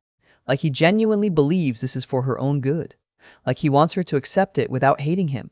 Sakura exhales slowly, then gives the smallest nod she can manage. Naruto perks up a fraction at the sign. She doesn't despise him outright. Sarutobi watches the exchange, and even behind the mask, Neko's posture shifts like she's suppressing a grin. The meeting ends quickly after that. Mizuki drags Sakura out with the kind of controlled speed that means she's furious but saving it for private. Sakura stumbles along, mind spinning, cheeks burning. Naruto stays behind. Sarutobi leans back slightly and nods at him. "Very well done, my boy," the Hokage says. Naruto scratches the back of his head. "It helped that Nezumi-san was holding idiot boards above their heads so I could read what to say," he admits. Like it's normal that someone was holding literal cue cards for him. Sarutobi's mouth twitches. "Nonetheless," he says, "you handled it." Naruto bows, then heads out, half jogging because now that he has the system, he hates wasting time. One quick beat. If you're still here, you're officially part of the Naruto Weaponizes Homework Club, so make sure you're subscribed, because this tutor setup is about to flip everything. Naruto double times back to his apartment so he can check his notifications without looking like a lunatic waving at invisible screens in public. He sits at his kitchen table, waits for ramen to cook, and pulls the first message up. "Your kindness bears fruit. S50. Reputation with Haruno Sakura." Naruto blinks, then smirks faintly. Kindness? That was kindness. Another notification hits. "Your mercy becomes you. Plus 500. Reputation with Haruno Mizuki." Naruto exhales, realizing what the system thinks he did. He didn't crush the Haruno clan. He didn't demand ruin. He took a softer punishment and the clan had recognized it as mercy. Then the big one drops. "You have received Haruno Sakura as a private tutor. Plus 100. Relationship with Haruno Sakura per every 5 sessions. Plus 1 INT and WIS for every 2 sessions you use to hit the books and listen to her teach you." Naruto fist pumps so hard he almost knocks his ramen over. Hell yeah! And then, congratulations! Tending the cherry blossom quest complete. Naruto leans back, breathing out slow, feeling the shift settle in his chest. 7 months. Sakura, in his apartment, tutoring him. Sakura, forced to look at him like a real person. Sakura, forced to train, forced to eat properly, forced to stop wasting her potential on fangirl nonsense. And Naruto. Naruto finally getting smarter, sharper, more dangerous, not by luck, but by strategy. He's still riding that rush the next day at the academy sitting through Iruka's lecture, while his mind builds plans for what to serve Sakura when she comes over after class. When a voice calls his name from the front of the room. "Naruto," Mizuki says, and there's a barely hidden sneer in it. "Could you tell the class what the Nidaime Hokage's ninjutsu specialty was?" Naruto lifts his head slowly. He sees Mizuki smile. He sees the question marks above the man's name like a warning label. And he feels, deep in his gut, that Mizuki isn't asking because he wants Naruto to succeed. He's asking because he wants Naruto to fail, loudly.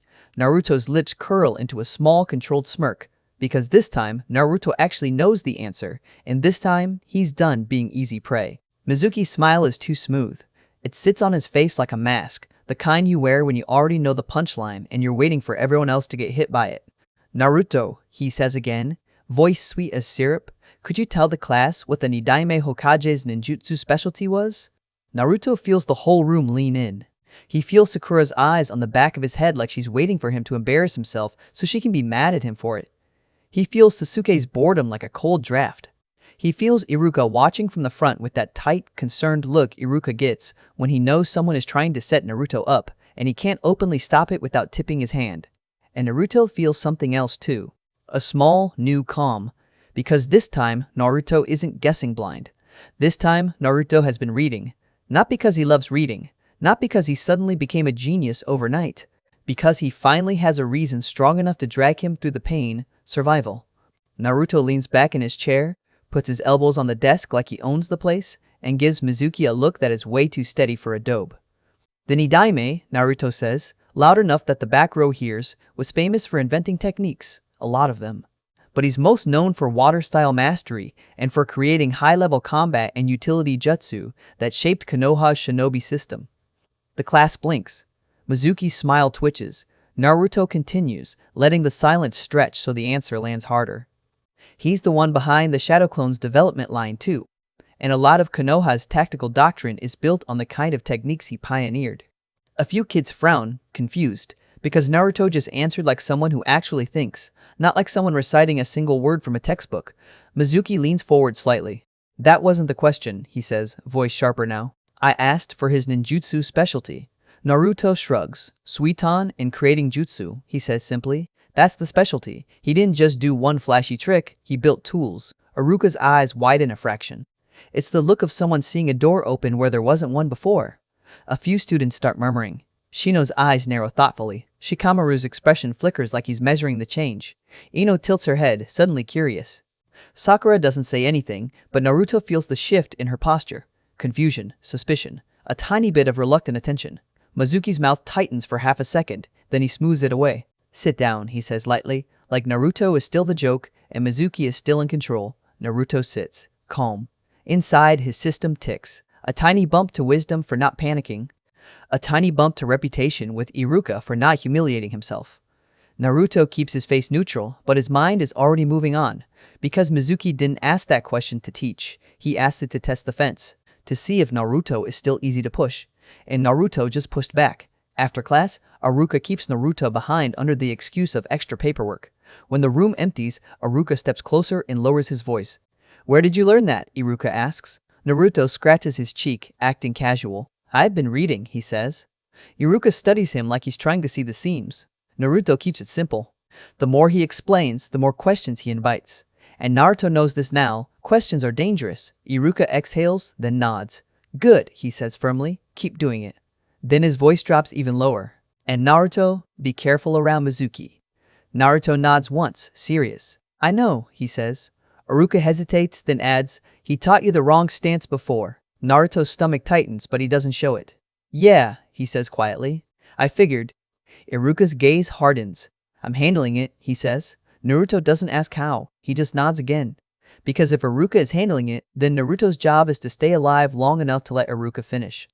That afternoon, Naruto walks home with his shoulders tight, not from fear, but from anticipation. Today is the first real tutoring session. 7 months. That's what the Hokage gave him. 7 months of forced proximity with Sakura Haruno, the girl who has spent years treating Naruto like a bad smell, except now she's legally obligated to come into his space and talk to him like he matters.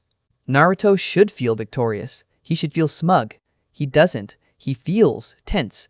Because if this goes wrong, it's not just awkward, it's dangerous. Sakura can ruin him socially in a way Naruto can't defend against. And Naruto has a long-term quest sitting in his vision like a loaded weapon. Woo, romance, seduce, girlfriend, words that make Naruto's skin itch because the system doesn't understand people. Naruto understands people enough to know this. You don't seduce someone who thinks you're trash by trying to seduce them. You change the way they see you, and then you let them decide. So Naruto cleans his new apartment again even though it's already clean. He lays out textbooks neatly. He sets out tea like he's seen adults do in serious conversations. He cooks actual food. Simple, solid, because his malnourished flaw has been screaming at him since he learned what it was, and because Sakura has been dieting like a fool and Neko called her out for it. Naruto doesn't want Sakura fainting in his apartment. He wants her to sit down and realize the world is bigger than her obsession. When Sakura knocks, she knocks like someone being forced to enter enemy territory. Naruto opens the door. Sakura stands there with her arms crossed, chin lifted, eyes sharp. You better not make this weird, she snaps immediately. Naruto steps aside, letting her in. I'm not, he says. Sakura hesitates like she expects booby traps, then walks inside, gaze scanning the room. Her expression shifts almost instantly. Because this isn't the slum apartment she imagined, this place is clean, stable, warm. It smells like real food. It looks like someone actually lives here, not like someone is surviving here. Sakura's eyes flick to the cupboards stuffed with groceries, then to the books on the table. Then to Naruto standing there, quiet, not bouncing off the walls, not shouting her name like a lunatic. Sakura's brows knit. Since when do you live like this? Naruto shrugs. Since yesterday, he says, simple. Sakura opens her mouth, then shuts it again because she doesn't know what to do with that answer. Naruto gestures to the table. Sit, he says. We start with homework. Sakura's eyes narrow. Don't order me around. Naruto meets her gaze calmly. Then don't waste my time, he says, and his tone is so flat that it stuns her. Sakura blinks. Naruto sits first, flipping open a book. After a second, Sakura sits too, stiff and annoyed. Naruto doesn't mention the crush quest. He doesn't mention romance. He doesn't mention any of the stupid system language that would instantly make Sakura hate him. He just points at the first section. Teach me, he says. Sakura stares at him like she's waiting for the prank. When it doesn't come, she sighs like someone being forced to do a chore. Fine, she says. Start with chakra theory.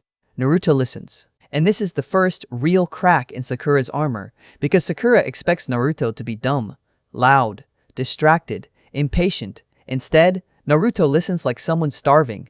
He asks questions, real questions, short ones, direct ones. When Sakura explains chakra circulation, Naruto nods slowly, eyes focused, and Sakura catches herself leaning forward, invested without meaning to be. Because teaching someone who actually tries is satisfying. Sakura has never had that with Naruto before. Halfway through, Naruto slides a plate toward her. Sakura frowns.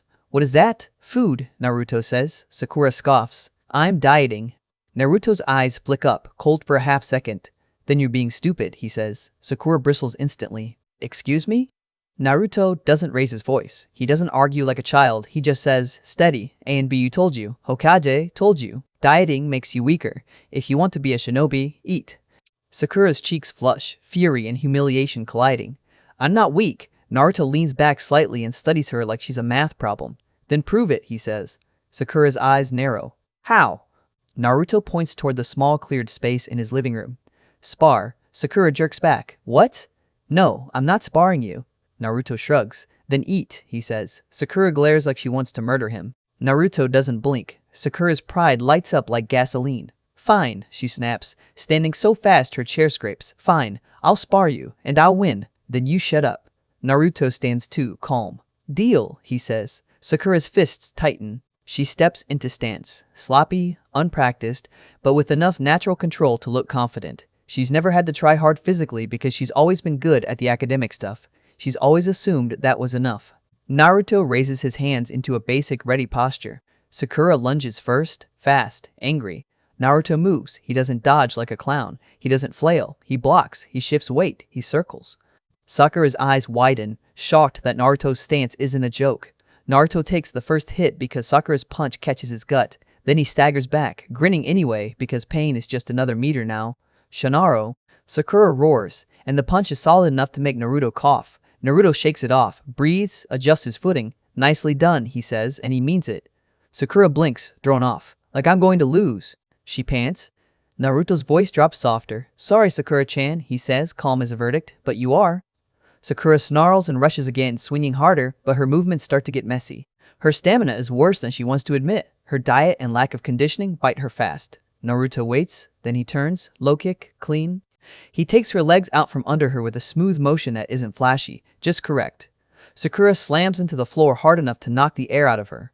She lies there for a second, stunned, chest heaving. I lost, she says, blank. Naruto offers a hand. Yep, he says, not unkindly. You did well, but your lack of physical training did it. Sakura lets him pull her up, cheeks burning, pride bruised in a way she's never felt before. She lost to the class dobe, not because he got lucky, not because she was distracted, because he outlasted her, because he trained, because he kept moving while she ran out of gas. Sakura swallows hard. So, she says, voice rough, looks like I'm going to be getting help from you with my physical training. Naruto grins, but it's not mocking. It's bright, almost relieved. Don't worry, he says. Once you graduate, you'll thank me. Sakura glares weakly, but there's something else mixed in now. Respect. A tiny, angry respect. They go back to the table. Sakura eats because she's too stubborn to admit Naruto is right. So she eats like it's part of the deal, not because she wants it. And Naruto learns. He sits and lets Sakura teach him again, and he listens hard enough that the system rewards him. A quiet pulse. You have studied diligently. +1 INT. Naruto doesn't celebrate out loud. He keeps his face calm because he doesn't want Sakura asking why he looks like he just won a lottery. When Sakura finally leaves, exhausted and annoyed, Naruto closes the door behind her and lets himself breathe. The system floods him with messages, some rewards, some punishments, like it's keeping score of everything that matters and everything that shouldn't. A quest completes for beating Sakura. It dings his relationship a little for bruising her ego, then hands him experience and money anyway, like it approves of tough love. Then another quest drops immediately, long-term and heavier. Improve Sakura's physical condition, raise her strength and stamina before graduation. Not by removing malnourished, by training. Naruto stares at it and feels something shift deeper than stats. This isn't just about him anymore. If he makes Sakura stronger, he makes his future team stronger. If he makes his future team stronger, he makes himself safer. Naruto rubs his face, then opens his schedule like it's a war plan. Study sessions, training sessions, food, sleep. No wasted time. He doesn't realize it yet, but he's starting to live like a shinobi instead of pretending to be one. At the academy over the next week, Sakura's mood is foul. She snaps at Naruto less, but when she does, it's different. Less disgust, more frustration.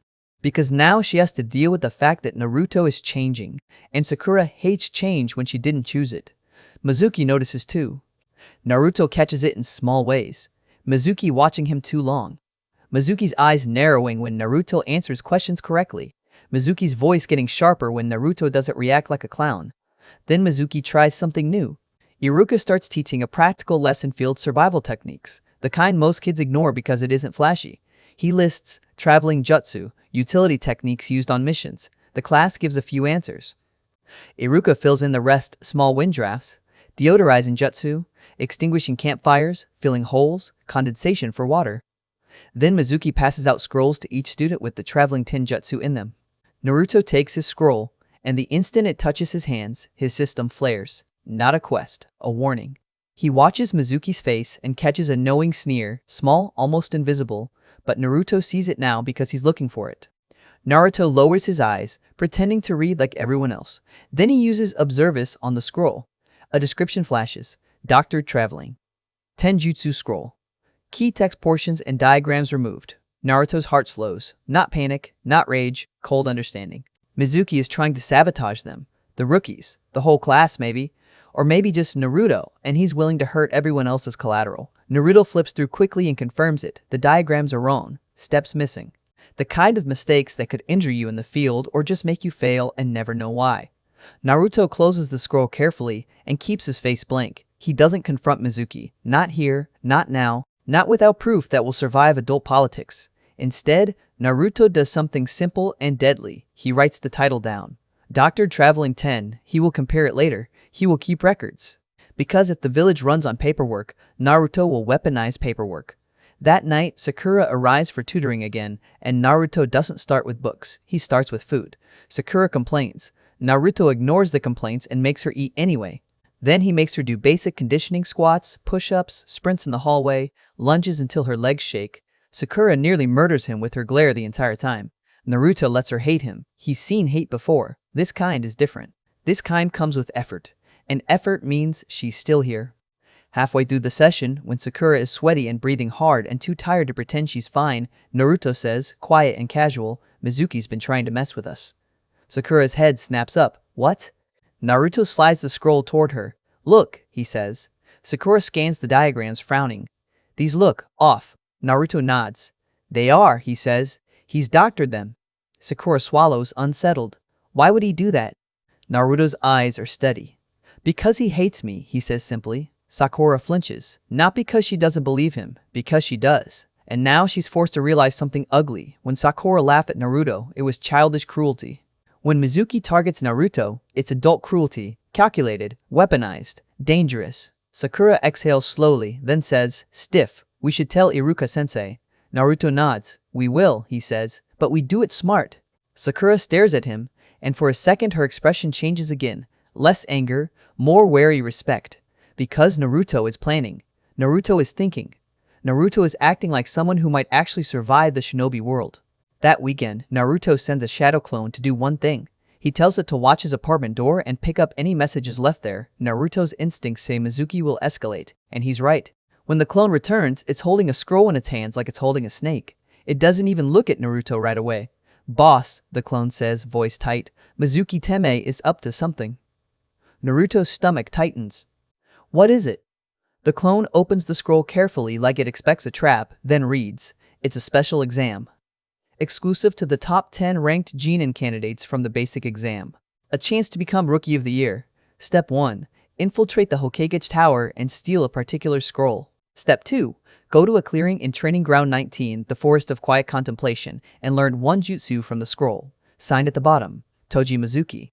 Naruto stares at it. Then his clone stares at him. And both of them speak at the same time, flat and furious. What kind of slobbering Nimrod does he think I am? Naruto snatches the scroll and reads it again. It's so stupid it feels insulting. Breaking into the Hokage tower? Stealing a scroll? Running off into a training ground at night? That's not an exam. That's a felony wrapped in bait.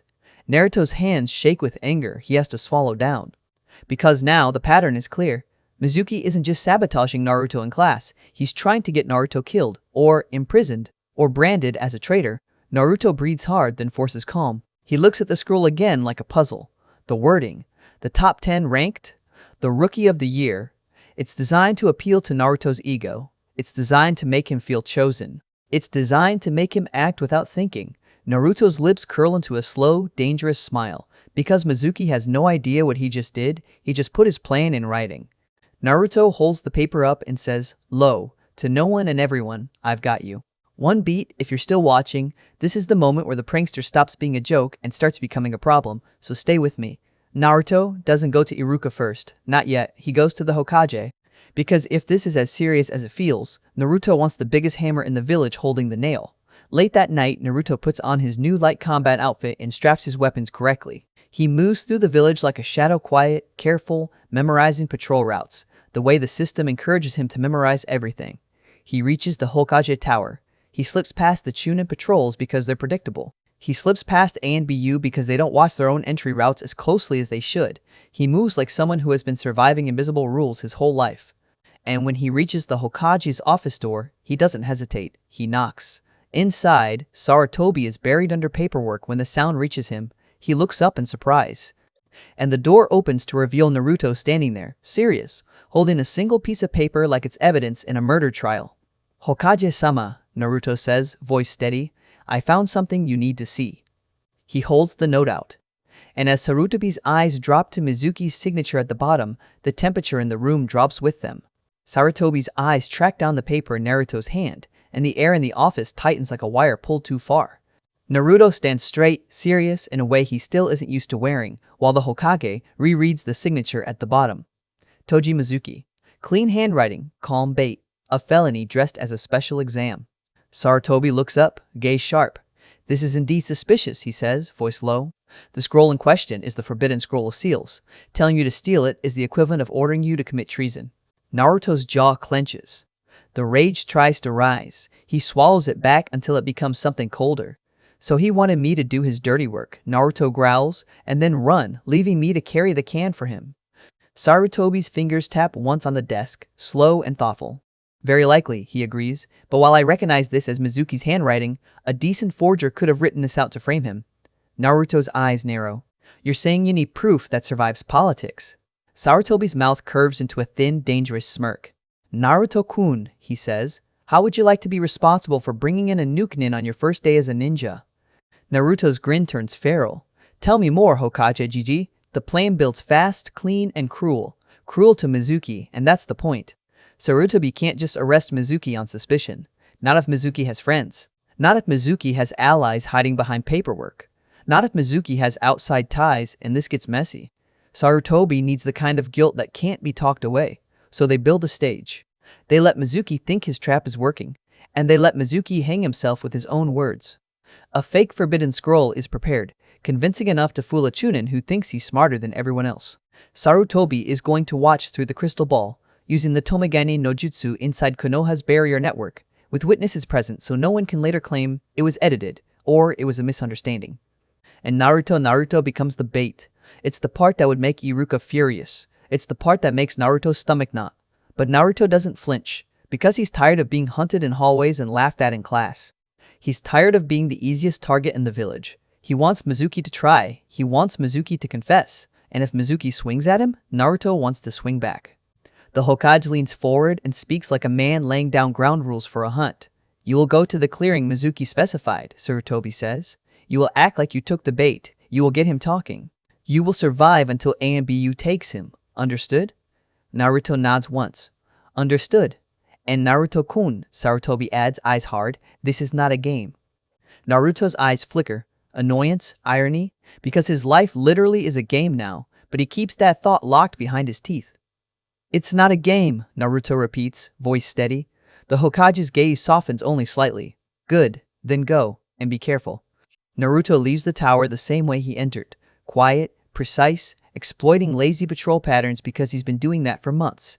His new light combat gear fits like a promise. His Hitai I-8 sits on his brow like he finally earned the right to exist. He returns home, breathes once, then moves. He doesn't bring a real forbidden scroll, he brings the fake. He changes back into his casual gear so Mizuki won't get suspicious, then slings the massive purple scroll over his back like he's proud of it. The clearing is out past the village. In a disused place the forest has started trying to swallow. There's a ramshackle shack nearby and the quiet feels staged, like the world itself is holding its breath. Naruto lands, adjusts the scroll, and feels the system immediately slap a quest across his vision. The hatred of a traitor. Deceive Mizuki. Make him confess for the watching ninja. Survive 2 minutes against him until ANBU arrives.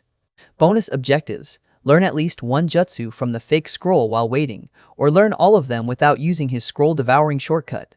Naruto exhales through his nose. Auto-accepted. Irksome. Typical. But the rewards are fat, and the mission is personal. Naruto drops the scroll onto the grass and unfurls it.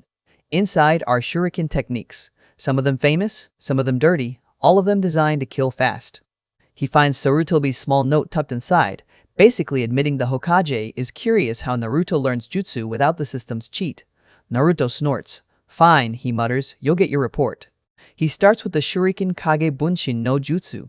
He already knows the shadow clone concept. This is just applying it to steel. How hard can it be? Harder than it looks. He fails. Over and over. 24 attempts instead of his usual handful.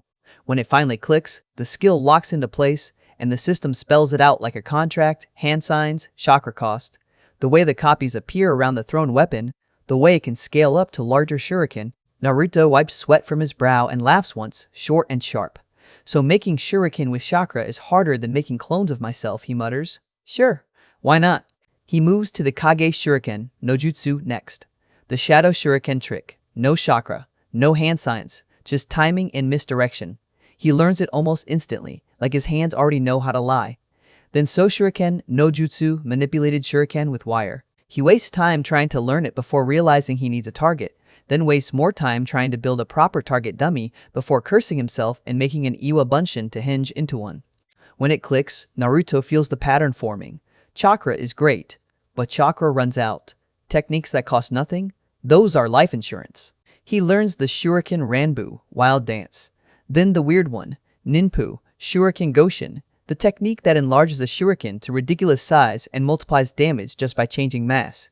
It's big and unsubtle and still useful. Useful. If the enemy doesn't see it coming. If the enemy commits to the wrong dodge. Naruto rolls his shoulders, breathes hard, then practices. Over and over. He levels them all a little. He throws until his wrists ache. He adjusts, readjusts, improves by tiny increments, the way the system rewards. And then the warning hits. Bloodlust detected. Several meters behind you. Naruto's spine goes cold. He doesn't spin like a startled kid. He smiles. He pulls the happy-go-nuts mask over his face like a curtain dropping. Then he turns around. Mizuki-sensei, he calls out. Bright, loud, exactly the voice Mizuki expects. Mizuki steps into the clearing with that same smooth smile he wore in class. But his eyes are hungry now. Predator eyes. He's already counting how easy this will be. He talks. He congratulates Naruto. He praises him. He asks about the scroll like it's a prize. Naruto plays along. He shows Mizuki a few shuriken techniques like he's excited to impress. He throws 4 shuriken at a target, his Iwa Bunshin in disguise, then snaps through the long hand sign chain and multiplies them into a lethal storm. Mizuki's face tightens in shock, because this is an A-ranked technique created by the Sandaime and Naruto, learned it in hours. Mizuki's mind goes to the only explanation he's obsessed with. The demon. The Kyuubi. Power leaking. Monster growing. Naruto lets him believe it, because belief makes Mizuki sloppy. Mizuki starts explaining his own weapons, his massive Daishuriken, water chakra metal lined in the center, the way he can pump chakra through it and turn it into a spinning saw of wet death. He smiles as he talks, and Naruto sees the angle. Mizuki is trying to get Naruto close enough for a single strike. Naruto doesn't step in. He watches, he waits, and the moment Mizuki commits, Naruto swaps, a clean kawarimi. No hand signs. No warning. Mizuki's shuriken carves through the Naruto in front of him and splits the rock clone target in half instead. Mizuki's eyes blow wide. Naruto's real body is across the clearing, smirking. Missed me. Naruto says sweetly. Your aim needs work, sensei. You couldn't hit me with a flower pot. Mizuki snarls, face twisting. You knew, he spits. You've known from the start. Naruto shrugs like it's obvious. You snuck a message into a building watched by A and BU, he says. Only reason to go through that trouble is if you were trying to pull a fast one. Mizuki's mask cracks completely. The sweet teacher voice dies. He admits it. He says it out loud. He wanted Naruto dead, legitimately, and he wanted the scroll for himself. Then, because Mizuki can't resist twisting the knife, he tells Naruto the secret like it's a final cruelty. He starts ranting about why the village hates Naruto, about the Kyuubi, about the demon sealed inside him.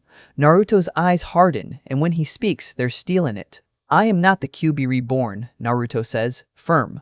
I am Uzumaki Naruto, Genin of Konoha, and the Jinchuriki of the Kibi no Kitsune. The Yondaime sacrificed himself to seal it within me. If I die, the Kibi is released.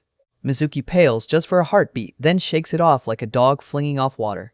You're lying, he snarls, because accepting Naruto's words means accepting he's been an idiot. Then he throws again. Naruto answers with a defensive wall of wind. Phaeton, F. Tinaki, and the massive shuriken slams into the gale, stalls, then gets flung aside like garbage. Mizuki changes tactics, spitting a swarm of fireballs into the clearing like he's trying to burn Naruto out of cover. Naruto meets it with wind.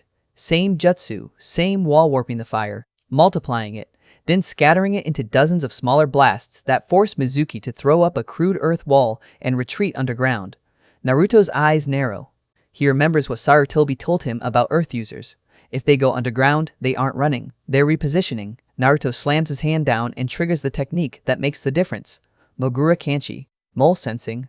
The ground becomes readable. Mizuki's chakra path lights up in Naruto's awareness like a worm moving through dirt.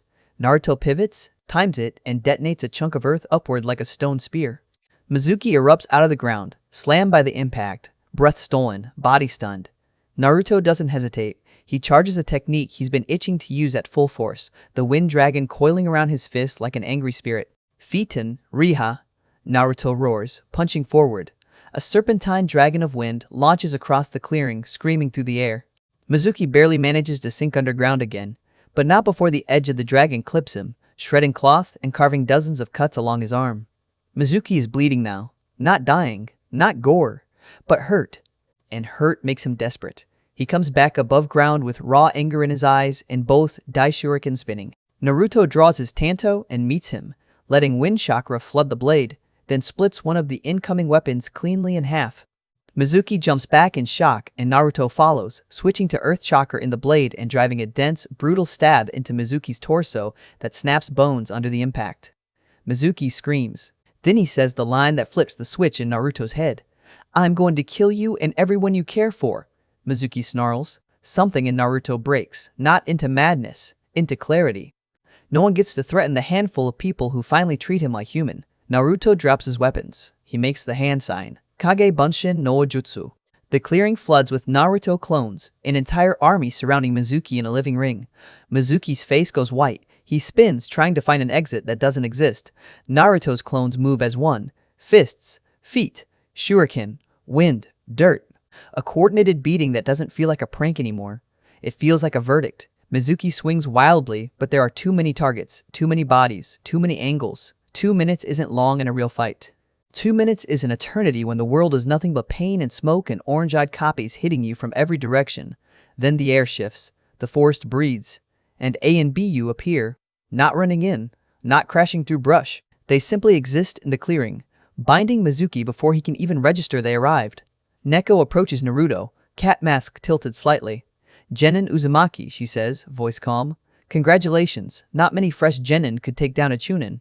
You are unharmed? Naruto checks himself quickly, breath still harsh. Drained, he admits, but unhurt. Then he points at Mizuki like he's reporting broken furniture. He's not though. I clipped his arm with Raiha. I broke bones. And I hit him good. Neko nods once, so noted. Mizuki is hauled away, the fake scroll is retrieved. Orders are exchanged in clipped A and BU cadence. Then Neko steps beside Naruto again. Orders from Hokage-sama, she says. You will report immediately.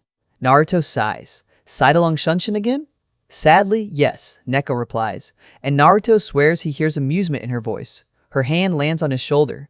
In 3, 2, 1, the world turns into leaves. Naruto reappears in Sarutobi's office with his stomach flipping and his lungs still trying to catch up to the adrenaline crash. Raya, another ANBU, hands over the fake scroll and vanishes. Neko reports, Mizuki is in custody, the scroll is secure, Naruto is unharmed. Sarutobi's shoulders loosen a fraction. Excellent work, he says. He sends Nico off to call off the search and deliver the prepared cover story to the shinobi forces, so no one panics about a scroll theft. Then the Hokage looks at Naruto like a grandfather who is also a war leader. So, Sarutobi asks, how was it, fighting Mizuki? Naruto blinks, searching for the word that fits. It starts with the C's, he mutters, then snaps his fingers. Cathartic. Sarutobi's smirk returns quick and dark. Then his expression sobers. He explains the bigger reality. Chunin are the backbone. Losing one is never good, even when they deserve it. And Mizuki isn't just a traitor now, he's an intelligence problem. Ibiki will interrogate him personally. Every scrap of information will be extracted. Mizuki's final sentence will depend on what they learn. Naruto nods, serious, he wants to celebrate. But he understands the weight. Then Sarutobi's tone warms. Anyway, the Hokage says, congratulations on graduating, Naruto-kun. Naruto's chest tightens. The words hit deeper than any stat screen. Sarutobi reaches under the desk and pulls out a green Haori with the kanji for wind emblazoned on the back part of the Greater Fujin set from the Sarutobi storehouse, once worn by a shinobi with similar affinities. Naruto's eyes widen like a kid receiving a weapon forged from respect. Then, Sarutobi gives him a bounty authorization token, permission to claim the reward for bringing in a nukenin. And Sarutobi's expression makes it very clear that anyone who tries to deny Naruto at the desk will learn what polite explanation means in ANBU language. Naruto leaves the tower with his heart hammering, the Haori folded like treasure, and the sense that for the first time in his life, the village just admitted he matters. Back home, he finally lets himself process. The system floods him with notifications, damage dealt, debuffs inflicted, quest completions, reputation spikes, money, scroll rewards, titles. He becomes Genin, he becomes bounty hunter. His level cap rises. Experience dumps into him like a wave. Naruto stares at his updated status page and feels a swell of pride so sharp it almost hurts. Finally, then the screen wavers. Naruto blinks. It's never done that before. And the system drops another message, like the universe itself is laughing. Congratulations, you have completed the prologue. The gamer will now expand beyond Konoha. Version up mode begins. Most functions unavailable for 48 hours. Compensation gift after completion. Naruto's face twists with disbelief. This bullshit again? He explodes, voice echoing off his clean apartment walls. He stands there fuming, fists clenched, then exhales hard. No point crying over spilt milk. He turns toward the kitchen and freezes. Iruka is standing in the doorway to the living room. His arms are crossed. He has that scary smile on his face. The one that means Naruto is about to experience consequences. So Naruto, Iruka says, cracking his knuckles slowly. What's this I hear about you playing a prank on the entire shinobi force? Naruto's brain goes blank, and he has one single thought, heavy as a falling rock. This is gonna suck. Naruto stands in the lobby of his new building like it's a battlefield he somehow inherited. Fresh paint, clean floors, a real training room on the ground level, a roof that doesn't leak. For a kid who used to live in a slum box where people threw trash through the window, this place feels illegal. Like he's wearing someone else's life, and any second now an angry clerk is going to show up, point at the paperwork, and tell him to get out. But the keys in his pocket are real. And the problem with real is that it comes with responsibilities. The first one arrives in the form of shouting. Two voices slice through the hallway, high, sharp, furious. Naruto pivots and spots them near the stairwell, where the moving in chaos is bottling everyone together. Ino is there, arms crossed, chin lifted like she's about to win a court case. Kiba is there too, bristling, shoulders tense, looking like a fight is the only language he trusts. Between them stands Hinata, small, nervous, hands fidgeting, eyes flicking from one face to the other like she's trying to stop a fire by blinking at it. When Naruto steps closer, Hinata looks like she might melt through the floor. She stammers out a tiny report. Ino didn't appreciate something, and that's all it takes. The air is already hot. One more spark and the whole building turns into a brawl. Naruto plants himself between them and pushes them apart with both hands. Okay, calm the hell down, both of you, he snaps. Seriously, you've been here for less than an hour and you're already fighting like cats and dogs. Kiba bares teeth. Back off, Dobe, this isn't your business. Naruto's jaw tightens. He can feel the old instinct to laugh it off, to play the clown, to make a joke so nobody notices how much he hates being treated like he doesn't matter. But he's not in the academy hallway anymore. This is his building, his roof, his walls. I'm the landlord and you're causing a fuss in my building. That makes it my business. He shoots back. That word landlord still tastes weird in his mouth, like he stole it. Kiba scoffs, but Naruto doesn't let him breathe. Let's get something straight, Kiba. In this building, I'm the alpha, get it? The moment the word lands, Kiba actually blinks. Naruto watches it happen and almost smiles because he did his homework for once. He read up on the Inuzuka, pack rules, dominant alphas, the way hierarchy is welded into their bones. Kiba's pride flexes like a muscle. Yeah right, Dobi. Landlord maybe, but no way are you an alpha. Naruto nods like he expected that answer. Fine then, you and me in that training room over there. He jerks his head toward the door on the ground floor, the one with reinforced walls and scuff marks that say somebody planned for shinobi to collide in there. Winner's best 2 out of 3. I win, you accept my position and stop acting like a jerk in the building. I lose, you can do as you please. Kiba's eyes narrow. You seriously think you can beat me? I came second in our class in taijutsu. You were barely the middle. What happens in the academy stays in the academy, dog boy. Naruto's grin turns mean. Welcome to the real world, where little rankings like that don't really matter anymore. Sakura is there too, watching from the side, arms folded, expression like she's evaluating a problem. For a second she looks annoyed, then she shrugs like she's decided this is either going to be funny or educational. Kiba takes the bait like it's meat. Fine, he snarls. No Akamaru, I'll crush you anyway. Naruto leads him into the training room, and the second the door shuts, the air changes. It's quieter in here. Cleaner. The kind of quiet that makes every breath sound loud. Naruto rolls his shoulders. He's not just fighting for pride, he's fighting for order. If he lets Kiba treat this place like a kennel, the whole building becomes chaos by tomorrow. Kiba lunges first, fast, aggressive, straight-line violence. Naruto slips to the side and lets Kiba's momentum carry him forward, then taps his ribs with a short strike that's more message than damage. Kiba whirls and snaps a kick out. Naruto blocks with his forearm and feels the impact travel into bone. Kiba hits hard, always has, but Naruto's body is different now. His stance is real, his footwork is sharper. He doesn't wobble like a kid throwing punches in anger. Kiba comes again, Naruto meets him. They trade blows like drums, thud, crack, scrape of sandals on the mat. Kiba tries to overwhelm him with pressure. Naruto answers with patience. When Kiba overextends, Naruto hooks a foot behind his ankle and yanks. Kiba hits the mat with a slap of breath leaving his chest. Naruto doesn't gloat. He steps back and lets Kiba stand up, because the point isn't to humiliate him. The point is to teach him the rules. Second round is uglier. Kiba adapts. He feints more. He tries to bait Naruto into chasing. Naruto doesn't. He lets Kiba burn energy, watches the rhythm, then steps in too close, and drives a shoulder into Kiba's chest, knocking him back off balance. Kiba snarls and swings wild for a moment, more animal than shinobi. Naruto catches the wrist, twists, and forces Kiba to bend, just enough to prove he can. He releases him.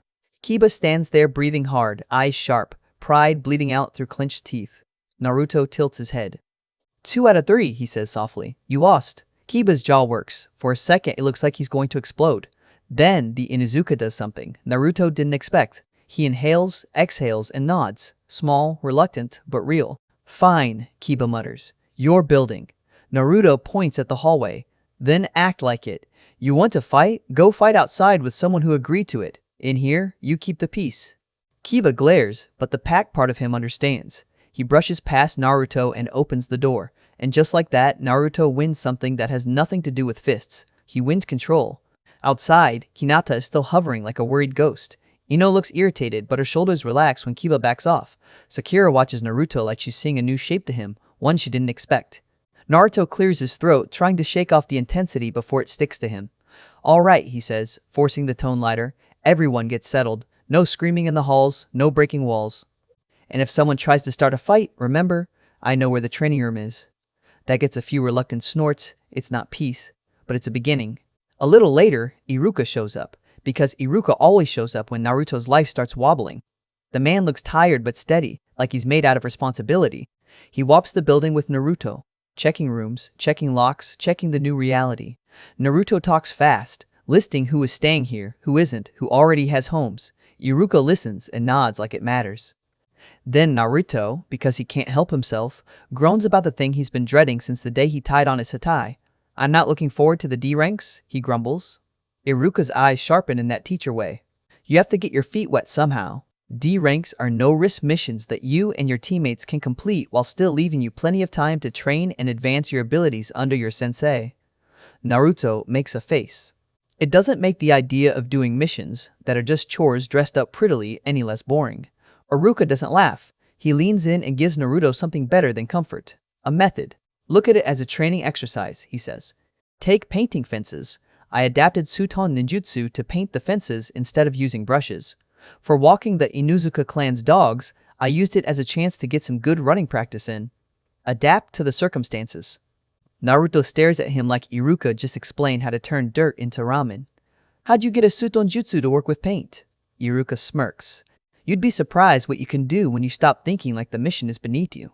Naruto doesn't say it out loud, but he feels it click. If chores are inevitable, then he's going to weaponize them. And Naruto Uzumaki weaponizing something is never subtle.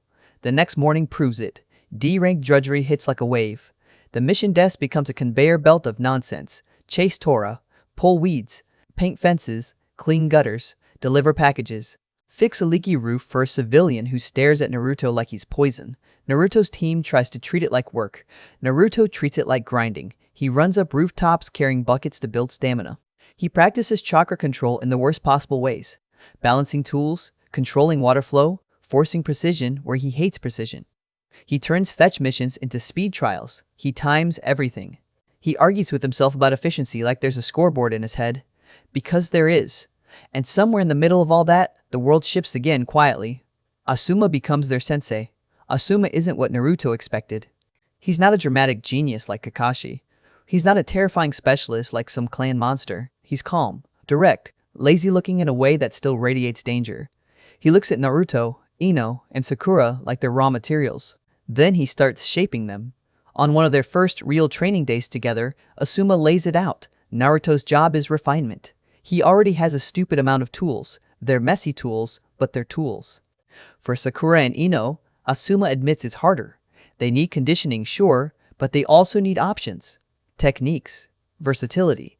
Naruto, because he can't stop being Naruto, offers the obvious. What about genjutsu? Sakura's a genjutsu type, and Ino could probably make good use of them as well. Asuma scratches his chin. I'm not much of a genjutsu type, always preferred the direct approach. Naruto grins like he's been waiting for this moment. He reaches into his pouch and tosses 2 scrolls over like he's dealing cards. Asuma opens them just enough to read, eyebrows lifting. Genjutsu, Moya Moya, and Genjutsu Kasumi. A D rank and a high D borderline C. Asuma murmurs, pleased. Perfect. Ino leans forward, curious despite herself. Sakura watches too, calculating. Asuma explains it cleanly. Both are vision-obscuring genjutsu, different flavors of confusion. One blurs the world and makes it feel like sinking. The other surrounds the target in mist where only outlines exist. Sakura frowns. Neither sounds like something that would fool a ninja sensei. Asuma nods like she passed a test. Good, because that's not the point. The point is to make your enemy hesitate, to make them misjudge distance, to make them swing at air for half a second. He licks 2 fingers. Half a second is enough to win. Sakura's eyes sharpen.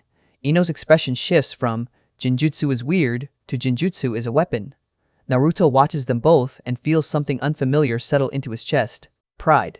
Not the loud kind. The kind that says, I brought something useful. I belong here. Halfway through the training session, right when the sweat starts to sting, and Asuma starts correcting stances with blunt words, Naruto throws a quick line at the air like he's talking to an invisible crowd. If you're still here with them, don't disappear now. Stay locked in, because the easy missions are about to turn sharp. And like the world hears him, the missions do turn. They get a request, not just a random board assignment. A client asks for them specifically. Iruka is there with paperwork again, supervising the messy parts of being shinobi, while the teams are still new. Naruto expects another chore in a fancy wrapper. Then he hears the client's name and everything snaps into focus. Ichiraku Ayame. Ayame? Big sister figure, loud laugh, 2 tight hugs, the one who can scold Naruto and feed him in the same breath. The one who made the village feel less hostile just by existing behind a counter. She needs an escort to pick up ingredients from a nearby village. Ino blinks. Wait, are we actually leaving Konoha for this? I thought D ranks could only take place in Konoha. Iruka answers immediately, patient but firm, like he's been waiting for someone to ask. Konohagakure's territory extends beyond the walls, he explains. Training grounds, facilities, clan properties, and small villages that serve as way stations and farms. Missions within that protected territory can still be D rank, even if they're outside the village itself. Sakura shudders. Well, it can't be any worse than chasing that damned cat again. Naruto almost laughs, because he knows Tora is a demon in fur. Even Hokage has opinions on that cat, but the mission itself feels off. Not dangerous on paper, not exciting, just an escort. So why does Naruto's skin prickle like something is watching? Why does the word bandits keep surfacing in his head, like a bad smell he can't scrub out? Iruka had talked about bandits before. How common they are, how stupid they are, how they keep popping up like cockroaches. Naruto remembers Asuma's earlier lesson too. Half a second is enough to win. Half a second is also enough to die if you're not ready. They meet Ayame at the gate. She's cheerful, carrying supplies like she's going on a shopping trip, not walking into the edge of a shinobi-controlled world where the wrong road at the wrong time turns into blood. Naruto tries to keep it light. He jokes. He grins. He tells her they'll have her back before Tucci even has time to miss her. Ayame teases him like she always does, then glances at Sakura and Ino with a knowing look that makes Sakura stiffen and Ino scoff because civilians have a sixth sense for teenage drama even when everyone swears they're just teammates. They leave the walls behind, and that's when the world feels bigger. The trees swallow sound. The road stretches out like a thin line in a sea of green. The air smells clean in a way the village never does. Naruto's eyes keep moving. He tells himself it's training. He tells himself it's habit. But it's not. It's instinct. They pass a small outpost marker that says they're still within Konoha's territory. Safe, technically. Protected, technically. Naruto hates the word technically. Ahead, the road curves. Beyond that curve, a thin ribbon of smoke crawls up into the sky. Too faint to be a fire big enough for a village. Too steady to be someone burning trash. Sakura sees it too. Her expression tightens. Ino slows half a step, eyes narrowing. Ayame stops talking. Naruto lifts a hand, signaling without thinking, the way shinobi do when the air changes and everyone feels it at once. They stand there for a breath, listening. No birds, no insects, just the quiet. And somewhere beyond the bend, something waits, patient as a trap, hungry as a rumor, close enough that Naruto can feel the world holding its breath. He swallows. Then he leads them forward anyway, because that's what shinobi do, and because turning around now would feel like inviting the worst part of the world to chase them. The smoke is wrong. It isn't the lazy curl of a farmer burning brush. It isn't the thin thread of a cooking fire. It rises too steady, too deliberate, like somebody wants it seen. Like somebody wants travelers to look, slow down, and step closer. Naruto lifts his hand and the three Genin stop without arguing. Sakura's eyes narrow, already running through possibilities. Ino's jaw tightens, trying not to show nerves. Ayame goes quiet, the way civilians do when they realize shinobi aren't being dramatic, they're reading a threat. Naruto breathes once, slow. His senses run in layers now. The forest is too quiet. No birds, no insects. That silence means someone already disturbed the ecosystem. People moved through here recently. Armed people. He takes 2 steps forward, then crouches and presses his fingertips to the dirt. He doesn't have his system's full support right now. Version up mode is still choking half his functions, but he doesn't need a glowing menu to know what he's doing. He whispers, "Stay behind me." Sakura scoffs reflexively, then catches a look on Naruto's face and swallows the comment. Naruto doesn't look like a kid trying to impress her. He looks like a shinobi trying to keep everyone alive. They creep toward the bend. Naruto keeps to the tree line, letting foliage break his outline. Ino mirrors him on the opposite side of the road, more graceful than she looks in class, her clan-bred caution finally showing. Sakura stays closer to Ayame, protective without admitting it. They reach the curve, and the road opens into a scene that makes Ayame's breath catch. A cart lies on its side, its wheel snapped. Sacks of grain have spilled into the dirt. A pair of horses are gone. A couple of crates are smashed open like someone was searching for something specific. The smoke comes from a small fire burning in a ring of stones. Too neat, too controlled. Naruto doesn't step out. He studies the ground. Boot prints. Too many. Heavy tread. Not sandals. Bandit boots. He sees drag marks where something was pulled off the road and into the trees. He sees a smear of blood on a broken crate and feels his stomach tighten. Ayame whispers, "Is that?" Naruto answers quietly, "Yeah." Ino swallows. Bandits? Sakura's eyes flick over the wreckage. Or worse, Naruto leans back into the cover of the brush and closes his eyes for half a second, forcing himself to think like Iruka taught him. Adapt. Use the mission. Don't complain. Solve. He opens his eyes and speaks in short, clean commands. Ino, go wide left, stay low. If you see anyone, don't engage. Just mark the position and come back. Ino's brows lift. Bossy. Naruto doesn't rise to it. Alive is better than proud. Ino clicks her tongue, but she moves, slipping away like a shadow that smells faintly of flowers and steel. Sakura, Naruto says, stay with Ayame. If anything happens, you pull her down and you do that missed genjutsu Asuma gave you. Kasumi, you can't outpunch grown men, you can outthink them. Sakura bristles at the jab, then nods, serious. Fine. Ayame glances between them. Naruto, should I run? Naruto shakes his head. Not yet. If we run and they're watching, they'll chase. If we freeze and they're close, they'll take you. So we do this the smart way. He inhales. The air tastes like smoke and sap. Then he makes one decision that changes the whole encounter. He steps out onto the road like he belongs there. He lifts both hands in plain sight, not in surrender but in a don't spook gesture. He speaks loudly, casual, like a bored guard arriving at the scene of a minor accident. Hey, you guys lose a card or something? Sakura's eyes widen at his audacity. Ayame looks like she wants to yank him back into the trees, but Naruto keeps walking, slow and loose, like he's not afraid, because fear is what predators smell. A branch snaps to his right. A man steps out from behind a tree with a blade that's more rust than steel. Another appears on the left with a crossbow. A third rises from behind the overturned cart, holding a club thick enough to crack skulls. Bandits. Real ones. Not the cartoon villains Naruto imagined as a kid. The one with the blade grins. Well, well. A little blonde brat and two pretty girls. Ayame stiffens. Sakura's hand tightens on her shoulder. Naruto keeps his face neutral. Those are my teammates, Naruto says, voice flat, and that's a civilian under Konoha protection. The bandit laughs. Konoha protection doesn't mean anything out here, kid. No one's watching. Naruto's smile turns sharp. That's where you're wrong. He doesn't draw a sword. He doesn't throw a kunai. He doesn't even move aggressively. He simply shifts his weight, and his voice drops into something calm and cold that doesn't belong to a prankster. You're in Konoha territory. You're inside the patrol perimeter. Which means you're either stupid, or you think you have something that makes you untouchable. The man's grin falters for half a heartbeat. Naruto sees it. He pushes. Who's backing you? Naruto asks. The bandit's face hardens. Doesn't matter.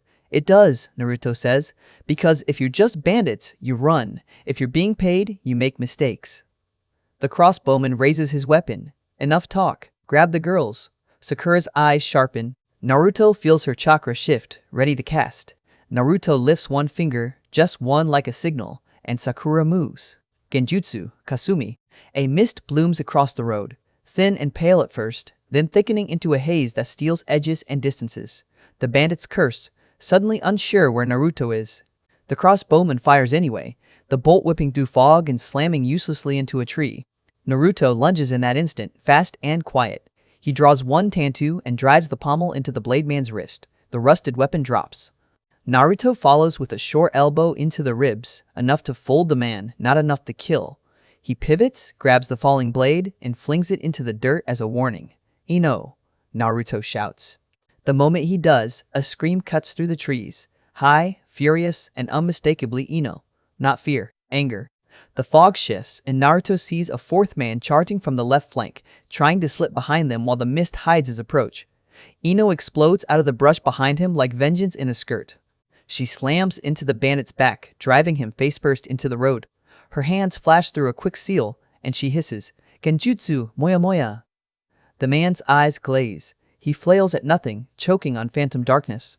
He swings wildly, punching air. Ino steps away cleanly, breathing hard, eyes bright with the thrill of a technique actually working. Naruto's mouth twitches. He doesn't have time to praise. He has time to finish this. The clubman rushes out of the fog with a roar, swinging heavy. Naruto sidesteps. The club clips his shoulder anyway, pain flaring hot. He grits his teeth, turns it into fuel, and uses the club's momentum against the attacker. He ducks under the next swing, drives his shoulder into the man's gut, and slams him backward into the overturned cart. Wood splinters. Ayame yelps. Sakura tightens her hold on her, holding her down and behind, keeping the civilian out of the line. The crossbowman reloads, trembling, trying to aim through the haze. Naruto's patience snaps. He lifts his free hand and exhales. A short gust. Nothing flashy, not a dragon, just a sharp wall of wind that punches the crossbow sideways. The bolt fires into the dirt. Naruto sprints. He closes the distance before the man can curse. One strike to the throat, not crushing, just cutting off breath. The crossbowman collapses wheezing, hands clawing at his neck. Naruto steps over him. The blade man tries to crawl away. Naruto plants a boot beside his head and speaks low enough that only the man can hear. Who hired you? The man spits blood. Go to hell. Naruto's eyes go cold. He leans closer. I've been there, he says. Answer.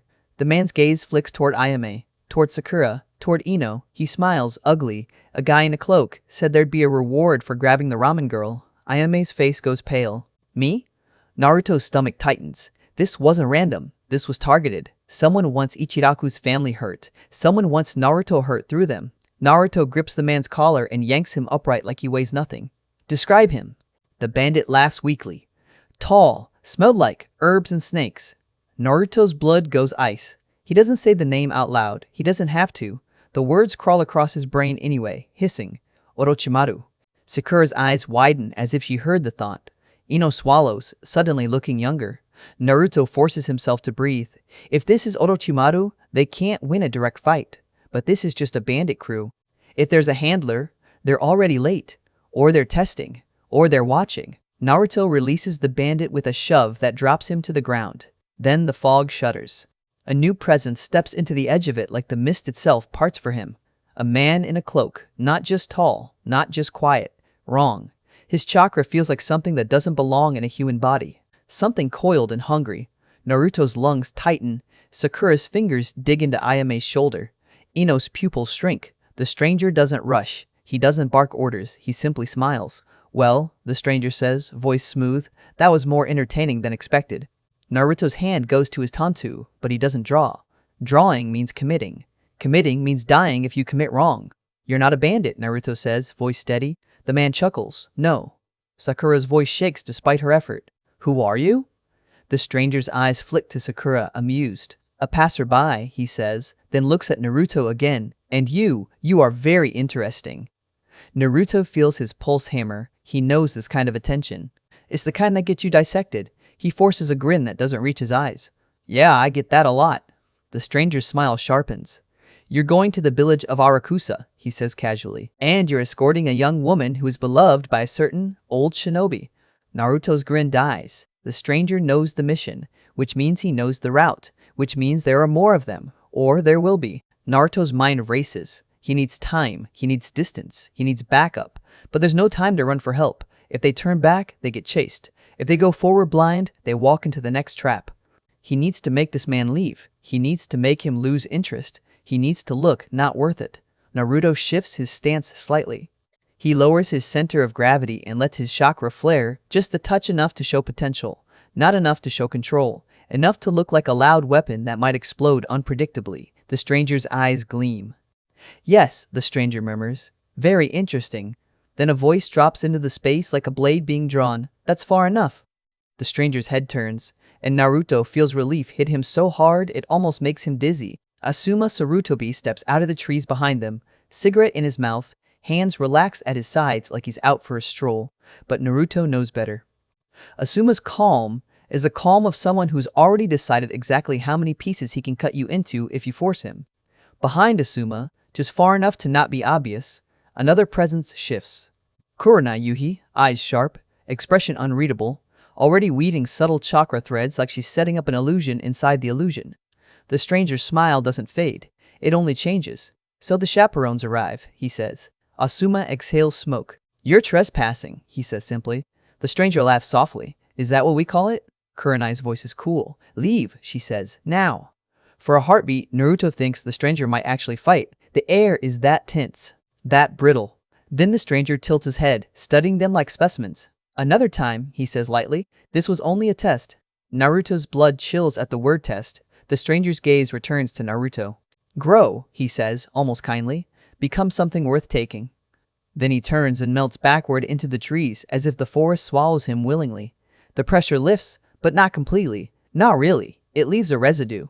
Asuma steps closer to Naruto, eyes flicking over the bandits. You did well, he says, and you were about to die if we arrived a minute later. Naruto forces a laugh. Wow, thanks for the confidence boost, sensei. Asuma snorts. You want comfort. Go back to the academy. Out here, you want truth. Kurenai crouches beside the bandit Naruto questioned. Her eyes narrow. Snake scent, she murmurs. Could be a decoy. Could be a fanboy. Could be. Exactly what you fear. Naruto's jaw tightens. So what now?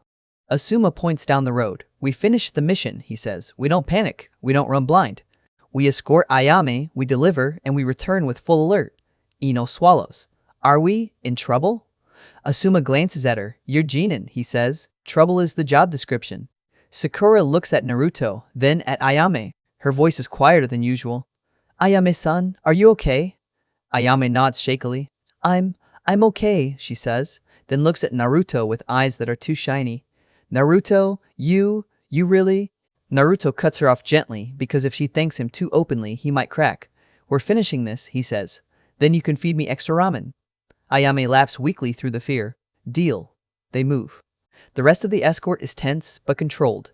Kurenai scouts ahead with subtle genjutsu screens, bending sight lines so any watchers see shadows that aren't real.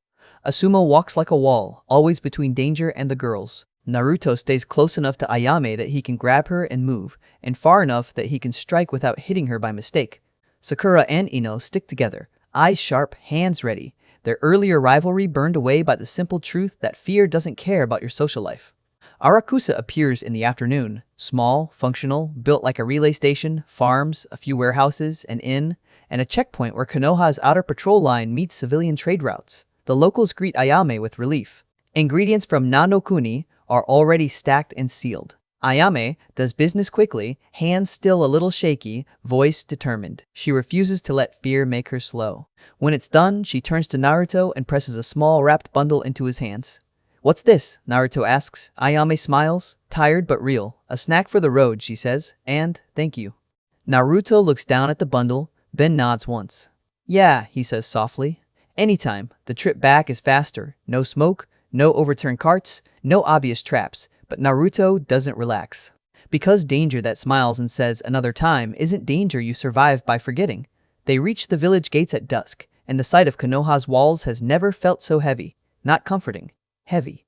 Like a lid closing on a boiling pot. Ayame is escorted straight back to Ichiraku. Tuchi nearly crushes Naruto with gratitude. Ayame vanishes behind the stall curtain for a long minute, and when she returns her eyes are red but her smile is strong. Asuma sends Sakura and Ino home with strict instructions. Eat, sleep, train tomorrow. He doesn't ask. He orders.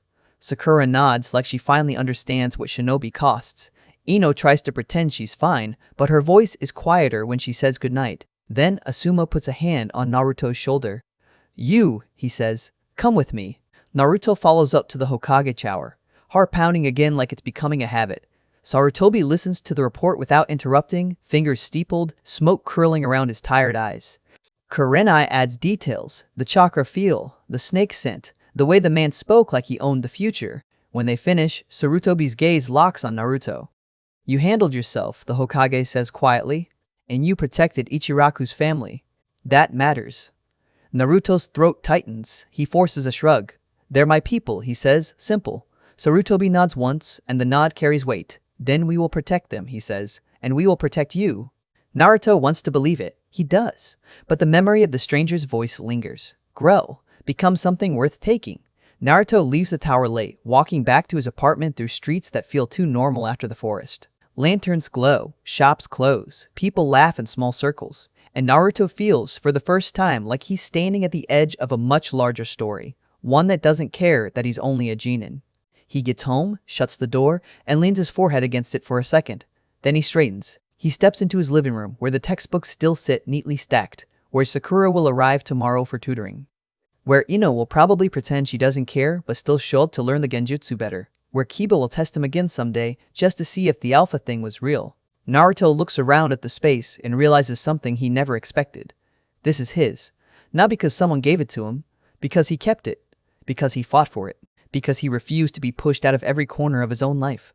Outside, Konoha hums. Somewhere in the shadows, enemies plan. Somewhere in the light, people who care about him keep living. Naruto exhales. He isn't safe. But he's no longer helpless. And that's enough to make tomorrow feel like something he can actually face. If you enjoyed this fanfics in a nutshell ride, and you want more cinematic recaps like this, drop a like, leave a comment, and make sure you subscribe.